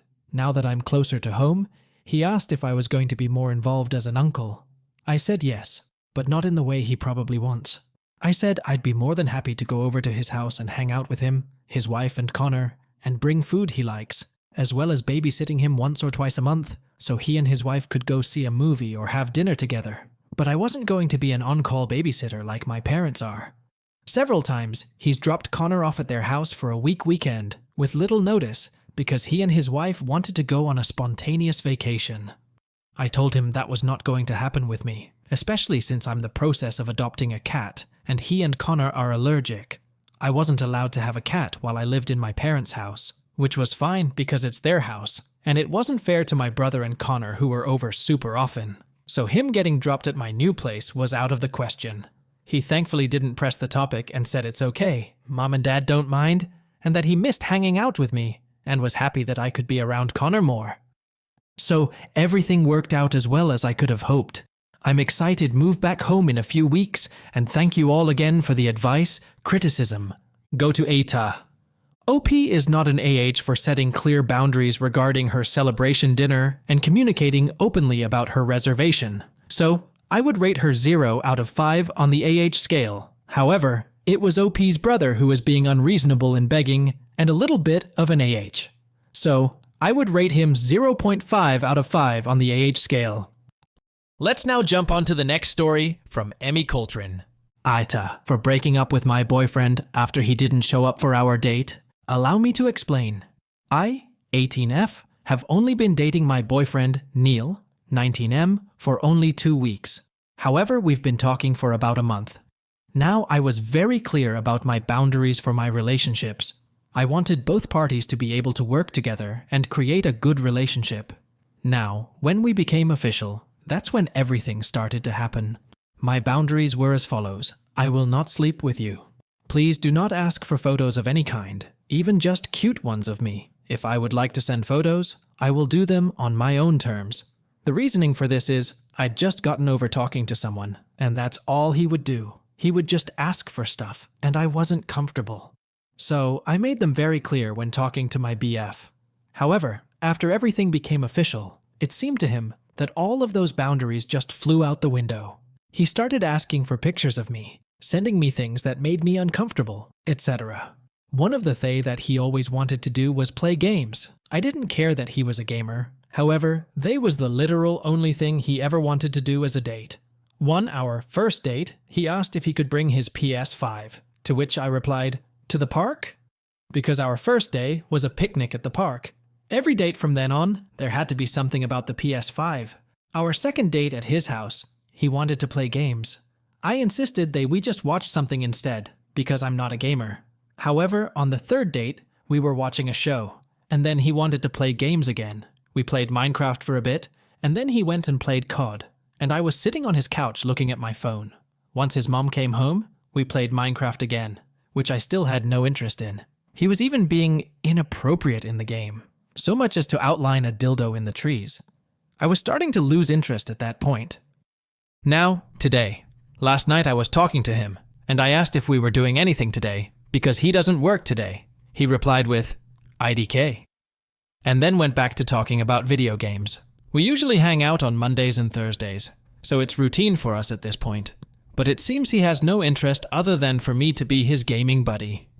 So, I said he should come over around 3, and we could watch something. He proceeded to ask if he could bring his PS5.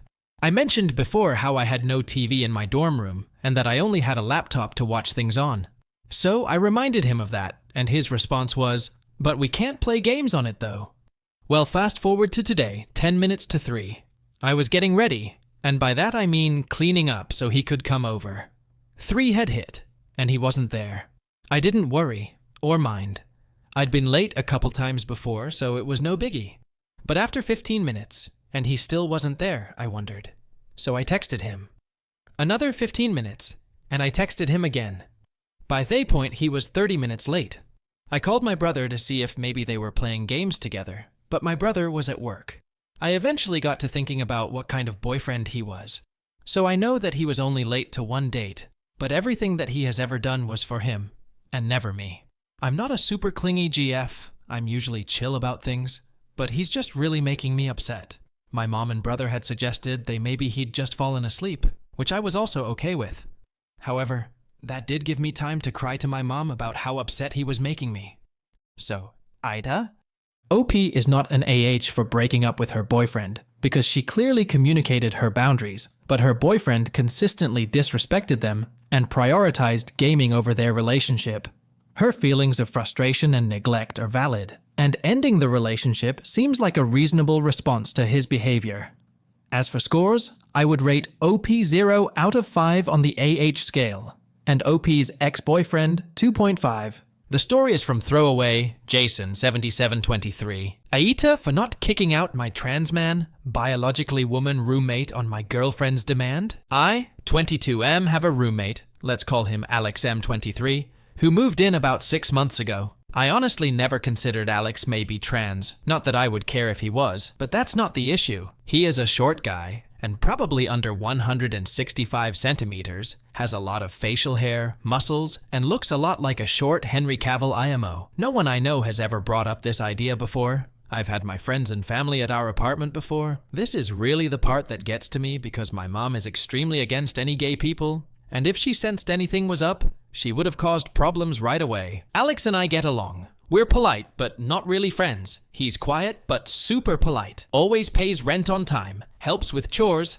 and even shares his cooking with me. I appreciate having him around, especially because my last 3 roommates were each their own horror story. The issue came up when my girlfriend, let's call her Sarah F28, came over one day. Alex was shirtless. To clarify, I forgot to tell Alex that she was coming over, and she noticed the scars on his chest. After that, she was quiet and short with me her entire stay there. When she got home, she blew up my phone, asking why I had a female living with me. I was confused and asked what she was on about. She says that she knows that his scars are from top surgery and that he is short, so he must be trans and a born female. I tried to explain that even if Alex is trans or a born female, that there is no way I'd be attracted to him, because to any person who looked at him, you would see a freaking guy. Plus, he's respectful, and doesn't cause drama like my last roommates, which she knows about. Just to be clear, I honestly still have no idea if Alex is even trans. I googled it, and those scars could be from some other surgery, like heart surgery or gynecomastia. And I really don't have an argument for him being short,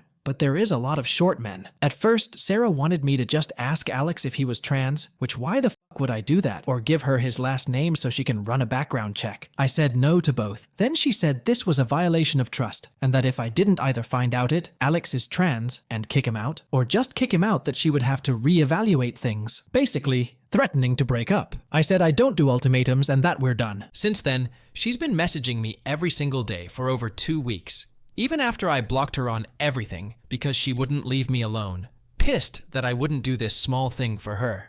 She ranges from, "Are you f***ing him? Let's just talk. Why can't you at least give me closure and ask him?" to the most recent her telling our mutual friend about the situation. Our friend wants nothing a part of this show. I didn't feel bad at first, but after talking about it online, I've had some people say I should have just asked my roommate if he was indeed trans, just to keep the peace. Or that I shouldn't have essentially picked my roommate I've only had for about 6 months, over my girlfriend of 5 years. I wonder if I am being unreasonable. I legitimately do not see how any straight dude could find Alex attractive, personally, but maybe I should have done something just to keep the peace. TL, DR. My now ex-girlfriend thinks that my roommate is trans. Told me to find out for sure or kick him out. I refused and broke up with her. AITA, edit. To answer some questions. Did you break up with her? Yes. During the text conversation, we broke up. I always told her I had one rule, that I don't do ultimatums. If she were to say, choose X or me, that I would leave. I put up with a lot of shit, verbal and physical, but I don't put up with that kind of BS. Ages? I was 17 and she was 22 or 23 when we got together. It's been a long time, so I'd have to look back to make sure. But yeah, I was for sure 17. We got together the day I turned 17. Our anniversary is my birthday. We couldn't get together before then because of the age of consent in my state, which I get now is really fucked up. I don't know if it helps, but we have known each other our entire lives. My mom is her mom's best friend. When my mom worked, I would go over to Sarah's mom's house, so I wasn't alone. We started talking and flirting when I was about 15 or 16, but didn't cross any physical lines until I turned 17. Because I didn't want her to get arrested. I get that sounds bad, I really do. But at the time I didn't see it as bad. Just in case it is asked, our moms encouraged it. Why would you want to be with someone like that? I really don't. I didn't realize it was transphobia until some people here talked to me about it. I thought it was just her being jealous. But I get how up it is now. Please understand I live in the Bible Belt. I didn't even know trans people existed until I was 16. My personal thoughts are that I don't see a problem with people being trans and transitioning. I think at the end of the day, it isn't my business. Is Alex trans? I have no clue. He could be, but he could have also had breast cancer, gyno, heart, lung, or any kind of other surgery. I used a photo from Google/Reddit because this whole time I personally thought he had gyno or something. But it's not my business. Is Alex safe? I'll talk to him when I get home and then talk to my landlord. I will change my gate code and have her removed from the allowed guests list, and ask my landlord to not let her in personally. She hasn't been too violent of a person in the past, but I also didn't know she was this insane in the past either. Was there abuse? I feel like this has been kind of implied in some questions. I don't know. Has she insulted me? Yes. Has she been physical? Yes, but nothing crazy. Slapping, pushing, shoving, but never anything like punching or drawing blood. Why use CM if you're American? I was born and raised American. However, I got a couple of friends who use metric from college, and after sharing a group chat with them for so long, the habit has stuck. If anyone cares, we're in automotive engineering. The photo? The photo is not actually Alex. I searched Google for gyno surgery photos and then found a Reddit post talking about it. I used it as a reference for what I mean, scarring under the chest and around the nipple area. I wouldn't post a photo of Alex here, censored or not. I'm sorry for confusion. Why didn't you ask Alex about his scars? I have a few reasons. I personally wouldn't like it if someone asked me. Second, my mom has scars all around her body for different reasons, and gets livid if you ask her about them. Third, probably the one that confuses people the most, I didn't really care enough to ask. I was curious, but not I just thought, and then went on with my business. Small update. I talked to Alex. I got advice saying to be upfront and tell him what's up completely, hide the trans part, and that I just shouldn't tell him. I don't know if this was the right thing, but I just told him, because once I was face to face with him, I couldn't really help but do it. To clarify, I did not ask him about his scars or mention that specifically. I said my ex-girlfriend was under the impression he was a trans person, made sure to say I didn't care if he was or wasn't, and that I broke things off, changed the gate codes, put her on the do not let in list. All that drama. Before even saying anything, he asked if I was okay. Like I said, he is a chill dude. He also not so subtly asked the same questions that a lot of comments asked, essentially if I was in an abusive situation. I told him I don't know, but whatever kind of situation it was, it's over. The thing that really kind of with me is that he called me his best friend. I regret not saying we were close in other comments.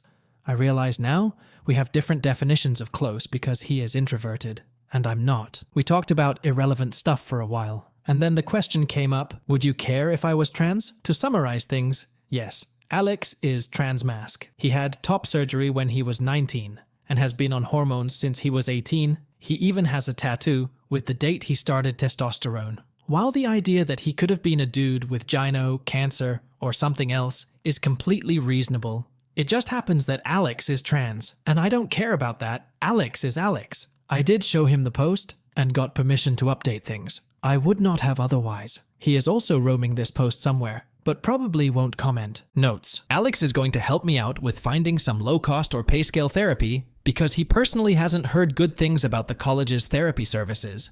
Like everyone else has said, yes, it was abuse. I see that. I will also hold higher standards for myself in the future. Alex sent me the information for the therapist he sees, and I'll contact them in the morning. The landlord knows there is a domestic incident, and I trust him when it comes to making sure my ex doesn't show up.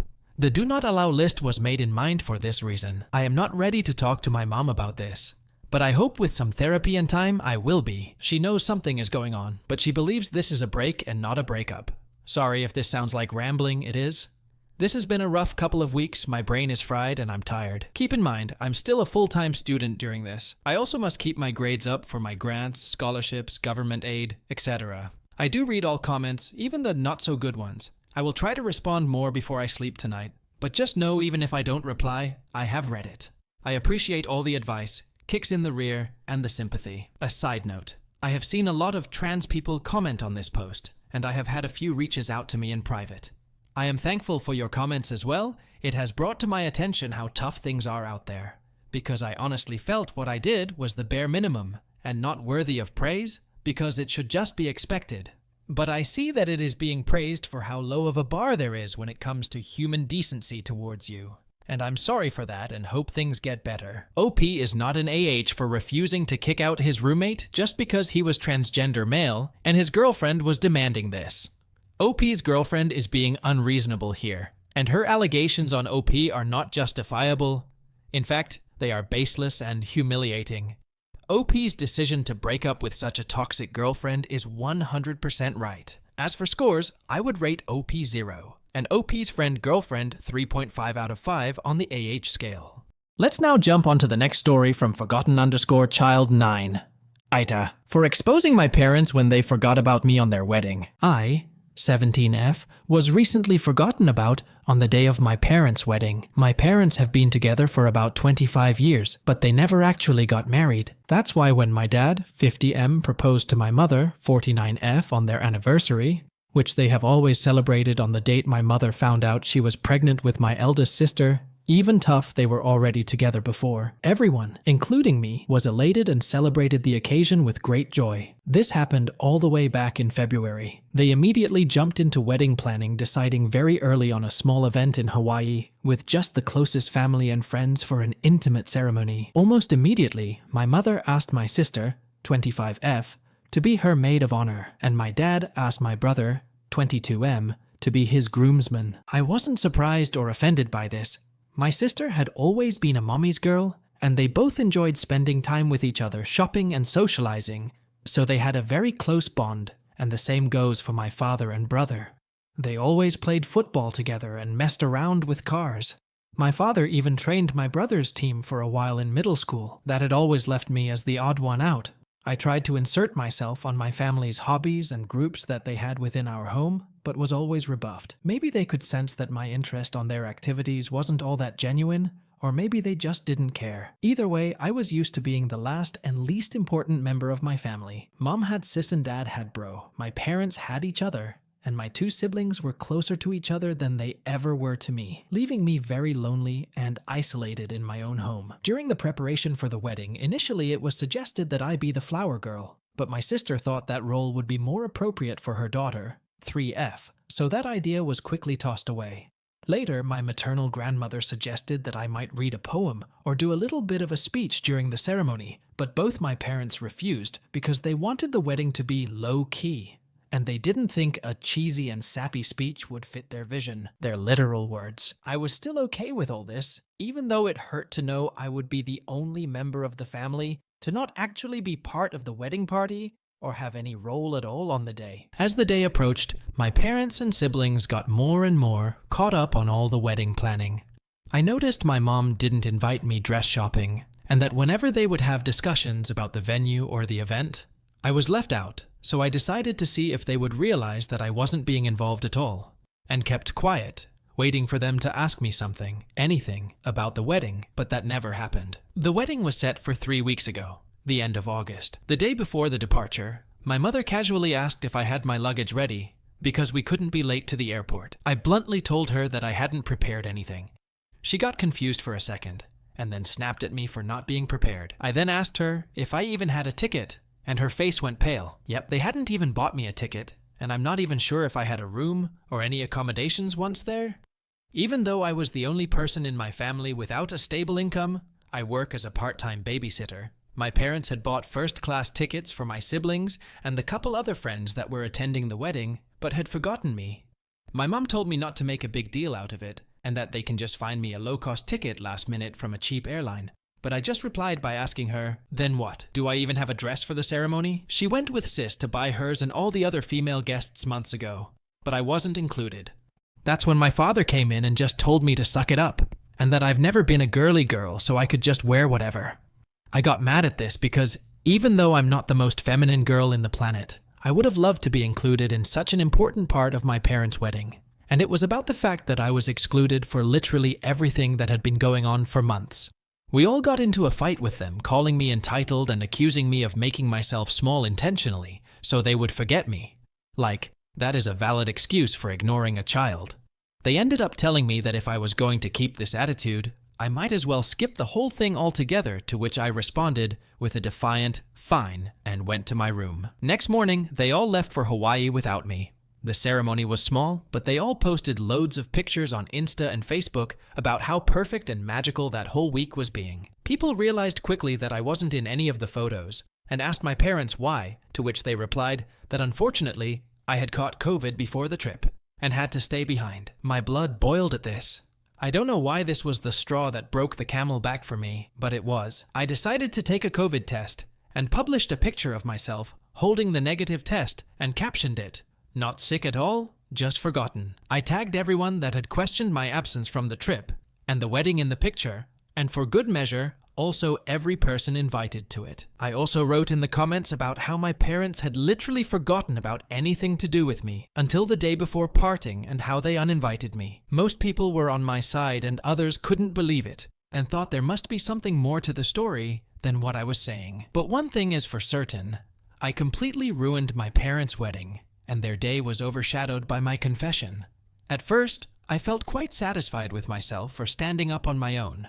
But after a barrage of messages from my family calling me every name in the book, and later, when they came back, them furiously attacking me for my immature actions and my spoiled behavior, my pride deflated quickly, and I began to feel awful. I hate my family, and I hate being in this house, but I'm a minor and can't leave just yet. I do feel like I could have handled the situation better though, and now I feel so depressed that I'm second-guessing everything I did, from not speaking up before to the way I exposed them. I also feel guilty for the lack of connection between all my family and me, and maybe I could have done more. So, AITA for ruining my parents' wedding when they forgot about me. Update. Hi everyone. I wanted to write an update earlier, but I'm still kind of a mess now. But I figured since my post had such an overwhelming response, and so many people commented and sent me messages, that I should write about the latest developments. First, let me start by thanking all that commented on my post and shared their own experiences or points of view on my situation. Thank you so much. A few days ago, I could barely find the energy to get out of bed, and my family's comments had made me really believe that I was guilty for all that had passed. But after seeing the responses to my post and all the support you guys were giving me, I felt somewhat reaffirmed in my actions and feelings towards my family. I'm still fighting the feelings of guilt and depression, but whenever I start to spiral, I think on how much this community of strangers has had my back, and I try to calm myself down with your words. Thanks to your input and advice, I finally decided to call my grandma and tell her the full story. Just to clarify a point before going on, I said this in the comments, but I feel like I should put it here also. My grandma, 77F, did not attend the wedding. She lives several states away and has mobility issues, so she doesn't travel anymore. We went to visit her around Easter, and that's when she commented that I might read a poem at the ceremony, but that was the last time I saw her in person before all this. She's always been very loving to me and has called out my parents in the past for their favoritism, but it's hard for her to play a more active role in my upbringing since she lives so far, and I'm always worried about bothering her due to her age and health condition. She had a minor stroke a few years back and is now back to normal, but I still worry. Anyway, I called her and laid out everything that had happened with the wedding, and how my parents didn't even buy me a ticket to go with them. She came to the same conclusion that most commenters did when I told her that it was simply impossible, that they had forgotten, and that they did it on purpose. I cried on the phone with her, laying out how I was feeling, how this has been going on forever, how I feel in the aftermath, and most importantly about my need to get out. She was extremely sweet and comforting to me, and told me that I had nothing else to worry about because she had my back 100%, and told me to take it easy, but make plans for my future, and that she'd help me. After that conversation, which lasted about 2 hours, I felt better, and I decided to listen to her and start moving to figure something out for the next school year. I have a friend who is going to lease a studio next to our future campus. She has a great relationship with her parents, but she has 5 younger siblings and wants to be more independent, so that's why she decided to move out. I asked her if I could move in with her temporarily and that I would pay her rent as soon as I got a job. She immediately accepted and told me not to worry about rent or anything else until I was in a better position. And we had a good cry together when I told her all about my parents' wedding incident. So this all happened a couple days ago, and I was planning on doing the update then, but my grandma called my parents and my siblings to lecture them about how they were treating me. My brother just sent me a text afterwards with a half-hearted apologize, saying that he didn't know I wasn't included, and that he just thought I wouldn't have fun on the trip. And then I posted the pic just to create drama. My sister, on the other hand, berated me and told me that I kept trying to make public my own problems and pinning them on my family when they are all innocent. It has been weird with my parents ever since they came back from the trip. And at first, they berated me and were furious with me. And after that, we've just been ignoring each other. After my grandma called them, they came into my room telling me that if I wanted to put this whole issue to rest, I should shut up about it, and that this could all had already blown over if only I had kept my mouth shut. I just asked them to leave my room, and then I called my grandma again to tell her what had gone down. She then told me that she and my uncle had bought plane tickets to come down to see me. This was something that I was actually scared about, because my grandma's health is not the best, and this kind of effort is a lot for her. And I know how complicated it is for her to get on a plane, so I tried to dissuade her from coming and told her everything would be okay. But she wouldn't listen and told me that she was long overdue a conversation with my parents and that she wanted to see me. I'm stressed for her, and I feel again like I forced her to take a long, uncomfortable trip because of me, and that maybe I should have dealt with this myself. I do want to see her, and I wish for nothing more than to hug her right now.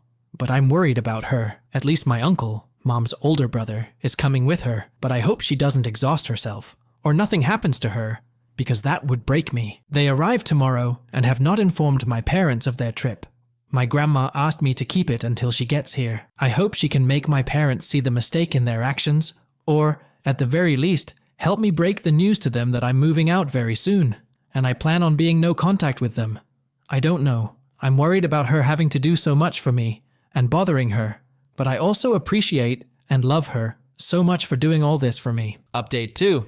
Hello. Sorry for not having re-updated sooner or commented. As you can imagine if you've seen my last posts, it's been a busy week to say the least. There's been a lot of people messaging me and commenting on the post, and I haven't had time to answer to no one until today, and I'm sorry for that. You all have been so helpful and caring for me and my story, and it's been truly eye-opening and terrifying to see how many people have gone through similar stories of neglect and abuse. And I just want to thank you all for taking time out of your day to send some kind words to this internet stranger. This update will be long, so sorry about that. I'm just going to continue where I left off. So, my grandma called me to tell me she was coming here to see me and help me out. I was very stressed about it because my grandma has a very hard time traveling, so for her to take this trip meant that she would be under enormous stress, and I felt responsible for her since I was the one that called her. She arrived early Monday morning with my uncle, and I went to get her at the airport. NGL. It was a very intense and emotional moment, and as soon as I saw her, I ran to her arms and broke down sobbing. I don't even know if I was able to tell her anything at that moment because of how hard I was crying, and I had so many things to say. Thank you for coming, for being so good to me, for having my back. I'm sorry to have made you take this trip. I feel awful at home. I don't know if my parents love me, but I know you do. Am I an affair child? I truly was hit with all of this, plus the guilt and the anxiety all at once when I saw her, but she held me tight in her arms, telling me everything was going to be okay. My uncle hugged us as well. I don't know how long we stayed like this, but it must have been a while until my uncle told me we should get going. We grabbed a cab and went to their hotel. My grandma had teary eyes, and I could feel her breathing heavily, which scared me, but she kept hugging me and smiling all the way. She had reserved a double room so I could stay with her for these days, and once they were settled in and I was calmer, we sat down and I poured everything out for them. The years of neglect and the emotional abuse, how I was feeling miserable after the trip, but also for years now, how my parents have been trying to make me feel guilty for all of this that has happened, how I was scared about my future. One priority at the moment now was to move out of that house, even at the expense of my schoolwork, how I have made arrangements to move in with my friend, and I was looking for a job, and I told them about this post and how some people thought I might be an affair child and that I was beginning to question that as well. It was a lot, and I could tell they were both really affected by what I was saying, but they kept comforting me, and making me feel safe to open to them. After I unloaded all my concerns with them, my grandma reassured me that I had nothing to worry about anymore, and that she would be here for me always. First, she reassured me that I was not an affair child, and that both my parents were thrilled when my mother got pregnant with me, and that she knew the ultimate deal breaker for my mom was cheating, and she believed it was the same for my father. Apparently, the favoritism began showing when I was around 3 to 4 years old, when my parents were constantly complaining about having a young kid in the house, and they were bothered because they could take my older siblings to their stuff, but not me. And I was also very shy and a bit of a crybaby, which they had no patience with, and made me very different from my siblings. She told me that she knew that my parents had saved more than enough for my college. They're really well off, so that had never been a concern for me until now, thinking they might pull the funds away from me for my education. But that if they tried to not pay for my schooling, she would take care of it, and that she just wouldn't let me drop out because of money concerns. She also told me she would help me with rent and an allowance to move out. She was very generous, and I thanked her for it all. But I also told her that this experience had been eye-opening in the sense that I never realized how privileged I had been economically all my life. For all their faults, my parents have pampered me, money-wise, all my life. I went to private school, I have a rather large monthly allowance. I've had a card for years now, and they have never objected to any of my expenses. Seeing the stories here, I realized how good I've had it so far, and how, being dependable on them all my life, made me so exposed to losing everything, and I want to be independent now, not just from my parents, but from everyone. I feel like I need to learn to stand up on my own. Writing this, and having just read all the stories of people in truly awful situations, makes me feel like I've been a spoiled brat all my life, TBH. She insisted on me accepting my help until I don't need any more, and I accepted that. But I'll still will look for a job and try to make it out on my own. We relaxed for a while in the hotel, because we were all exhausted from the morning, but in the afternoon, we grabbed a cab and went to my house. My parents were extremely surprised to see my grandma and uncle with me when I entered the door, but before they could say anything, my grandma told me to go pack all my essentials while they talked to them. I rushed upstairs and I could hear my grandma and uncle berating my parents for all that they had put me through. At first, I also heard my parents trying to defend themselves, but eventually they quiet down. When I came downstairs with 2 suitcases and my backpack full to the brim with everything important that I had in my room, they were all in the living room. My father was beet red, and my mother was sobbing like a child. And when she saw me, she extended her arms on my direction, saying she was sorry. But I just said, "Save it," with the coldest tone I could muster. And my dad said that I didn't have to be jerk, to which both my uncle and grandma told him to shut up. I left the house at that moment and waited for the cab outside. In the hotel, my grandma reassured me that I wouldn't have to go back to them, and that they told her my college tuition was never in question for them, and that they had planned to throw me an extravagant birthday party to make up for the wedding mess, and were going to be giving me a car as an apology for everything. But my grandma was having none of that BS, because it was pretty obvious to her that they were only trying to save face, and they were coming up with these things on the fly, and that a party and a car would not make up for all that they have put me through. Apparently, the moment that broke my mother was when she told her that I had even questioned my paternity, and she started crying then.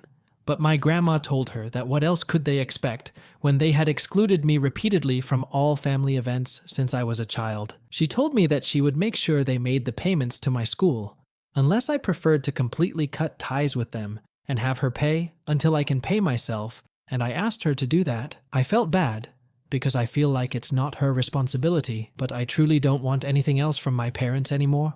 And although my grandma is well off herself, she's not as wealthy as my parents, but she reassured me that everything is all right, and that everything going to me would be taken away from my mom's inheritance.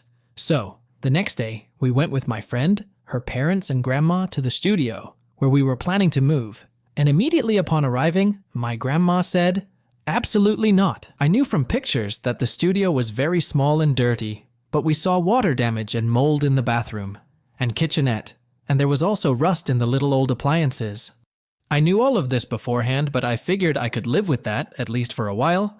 But the thing that the adults pointed out that actually made me and my friend change our minds was the fact that this studio was street level in a bad neighborhood, in a building that didn't seem particularly safe and had bullet holes on the walls, which I didn't even know what those were until my friend's dad pointed it out.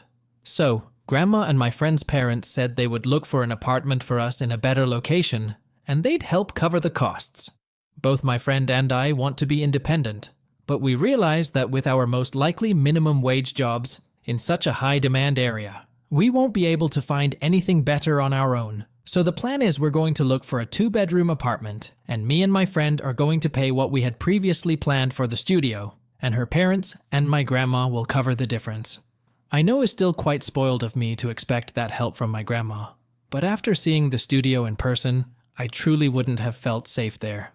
My friend's parents, who were somewhat aware of what I was going through, told me that I could move in with them until we find a nice apartment, to which I'm extremely grateful, since Grandma is going back in a couple of days, and I've been staying in the hotel with her ever since. Apparently, my friend, her parents, and my grandma spoke about this before coming to me to make sure I had some safe place to stay until we move into the apartment, which is still to be found. I teared up a little as I thanked them, seeing how people were rallying behind me to offer help. Since then, I've been moving some of the stuff I had left at my parents' and setting my space in my friend's. My mom keeps crying and apologizing every time I go back, and even my father has said sorry, but I remain distant and cold towards them. My sister called and said that our mother was a mess and that I was a for what I had done, but before she could say anything else, I hanged up the phone and blocked her. I was going to block my brother as well, when I saw that he had sent me a very long message apologizing again and again for all that he has done to me, and for not realizing our parents were treating me so poorly. He says he's been doing a lot of self-reflection on the days since Grandma called, and realized that he had been in the wrong for assuming I wasn't on the trip because I wouldn't want to go, and for just allowing my parents to exclude me for all those years. I sent a brief reply thanking him for his words, but telling him I need space, and I was not ready to accept his apology. I feel like he might be genuine because he has never been nasty to me the way my sister has, just aloof towards me. But I also feel like I need to keep him away for the moment. Also, keeping a bridge up with my family feels like the right thing to do right now that everything is so fresh. Maybe in the future he will show me he's just as nasty as everyone else, and I'd block him, but if he respects my boundaries, I feel better not cutting him off completely. I've also made an appointment with a therapist who specializes in neglected teens, and I have my first preliminary visit next week, again, funded by my grandma, which makes me feel ever more eager to find a job ASAP to take the burden off of her, even if she tells me time and time again she is happy to do all of this for me. That's where things stand right now. I don't know if I'll update again, maybe when I start classes or move to the apartment, but right now, I'm just trying to enjoy some time with my grandma and my uncle, and learn to grow and get rid of these feelings of guilt and depression that have been plaguing me for so long. I want to thank once again all of this community for being so nice and helpful to me, and all of you who have messaged me with your own personal stories of getting kicked out or having to learn how to make it on your own at a too early age. You've helped me feel a lot less alone and made me realize that things can get better if I work hard for it. I feel kind of spoiled for having such an amazing support system on my grandma, uncles, and my friend. But you all guys are right. Reaching out has been the absolute best decision I could have taken, and opening up about my feelings to those who love me and to all of you. Internet friends has absolutely saved me, so thank you. Really, I'm more grateful than words can ever tell. Update 3. Hello everybody. It's been a while, and I'm sorry I didn't respond to messages or updates sooner, but I've been very busy, and I'm also trying to grow away from all that's happened to me. But I'm back with an update on how things are going, if anyone is interested to hear. To do a recap where I left, I moved to my friend's house after my grandma visited me, and we were able to stand up against my neglectful parents. My grandma and uncle left just a couple of days after I published my last update, and it was a very emotional moment for us both. For the first time in my life, I felt protected and loved with someone of my family. I'm sure throughout my life there must have been moments where I didn't feel so down and alone, but that week I spent with Grandma, I truly felt like someone was in my corner, unconditionally, and I'll be forever grateful to her for being there for me. After she left back to her hometown, I got settled in my friend's parents' home. While we looked for an apartment, she was already working as a private tutor for young kids, and she helped me get the same job as her, so now we are also co-workers. The job is great, and the salary is quite nice for a first job, so I was over the moon to be hired. We also found an apartment. Is near campus, has 2 bedrooms and a nice living area and kitchen.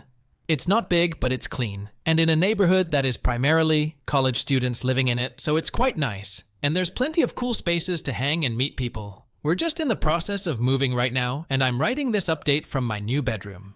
I celebrated my 18th birthday a couple of weeks ago, and it was great. I went to a restaurant with a few friends and had a nice time. The only drama there's been so far with my parents since the whole debacle is that they showed up in my friend's home the day of my birthday, asking to see me. I wasn't there at the time, but my friend's dad was, and he told me that they were both very apologetic and asked him to get me in contact with them. They left a letter with him in which they basically acknowledged that they have been awful parents, but they want to rectify their mistakes and begged me to talk to them. Maybe I'm cold for doing what I did next, but I decided not to answer them in any way and asked my friend's dad to tell them to leave if they ever show up, which he respected. A part of me wanted to go to them and try to mend our relationship, but I also felt like it had taken all of this effort for me just to show them I exist and how much they've hurt me through my life. And if I go back now, I'll be betraying myself and all the work I'm putting on growing and becoming an independent person. After my birthday, I had a couple of weeks before we could start moving into the new apartment, so I went to visit my grandma at her house. I showed her the many pictures I took of the new apartment, told her all about my new job and the classes I'm about to start after New Year's, and she was so happy for me. We had a family get together to celebrate my birthday too, and my uncles and cousins came to grandma's, where we had a bit of a party. My brother also came. I've slowly been talking more and more with my brother. Of all my immediate family, he is the only one that has never treated me badly. And although he was neglectful towards me and enjoyed my parents' favoritism, he never treated me bad, and I feel like he was also a victim of the toxic environment that was our house. I don't trust him fully, but he has apologized very sincerely, and since he lives near me, he wants me to feel like I can rely on him if I ever need something. I do feel safer knowing that I got at least one family member in my city that is worried about me and would help me if needed be. I asked him once how my parents were doing, and he told me that ever since I left, he himself has limited a lot of contact with them, and he blames them for the whole situation, whereas my sister insists that I'm being selfish and causing pain on my parents because I'm the problem. Not sure how that works. My parents also seem to have been somewhat ostracized by many of their friends after news of what happened to me got out, but according to my brother, they are constantly asking for me and are now saying to anyone that might listen that they f***ed up and don't blame me for my actions, but they want to rectify their mistakes. I don't know if I buy this act, and I feel like they know that now the best thing they can do for their reputation is to try and put the ball on my court regarding reconciliation so that they can look like they've done their part. I'm now more than ever focused on my future, and I don't really want to think of them. I go to therapy, and I'm trying to grow and embrace the love of my newfound support system, my friend, her family, my grandma, my uncles and cousins, and maybe my brother. I hope this will be my last update since I want to close this chapter of my life, and if I'm ever back here, it will probably mean something has happened. But I wanted to share the good news with all of you because you truly saved my life in a desperate moment. I was so down those days after the wedding, I felt like curling up on my bed and try to disappear. But you all helped me pull myself up and face the music, and I'm now so much happier than I think I've ever been, and I'm looking forward to all the wonderful things that are happening in my life, so thanks to all of you. OP is certainly not an AH, rather her parents are AHs for excluding her from the planning and not even booking ticker for her. It is really insulting, and OP's being hurt and feeling excluded it 100% justified. As for scores, I would rate OP 0 out of 5 on the AH scale, and OP's parents 3.5. What do the MacReddit fans think? Is the OP an AH or not? Let me know in the comment section below. If you like the stories I brought you, just hit the like button, share them as much as you can, and don't forget to subscribe to MacReddit for a daily dose. Bye bye. See you tomorrow with some more spicy fries.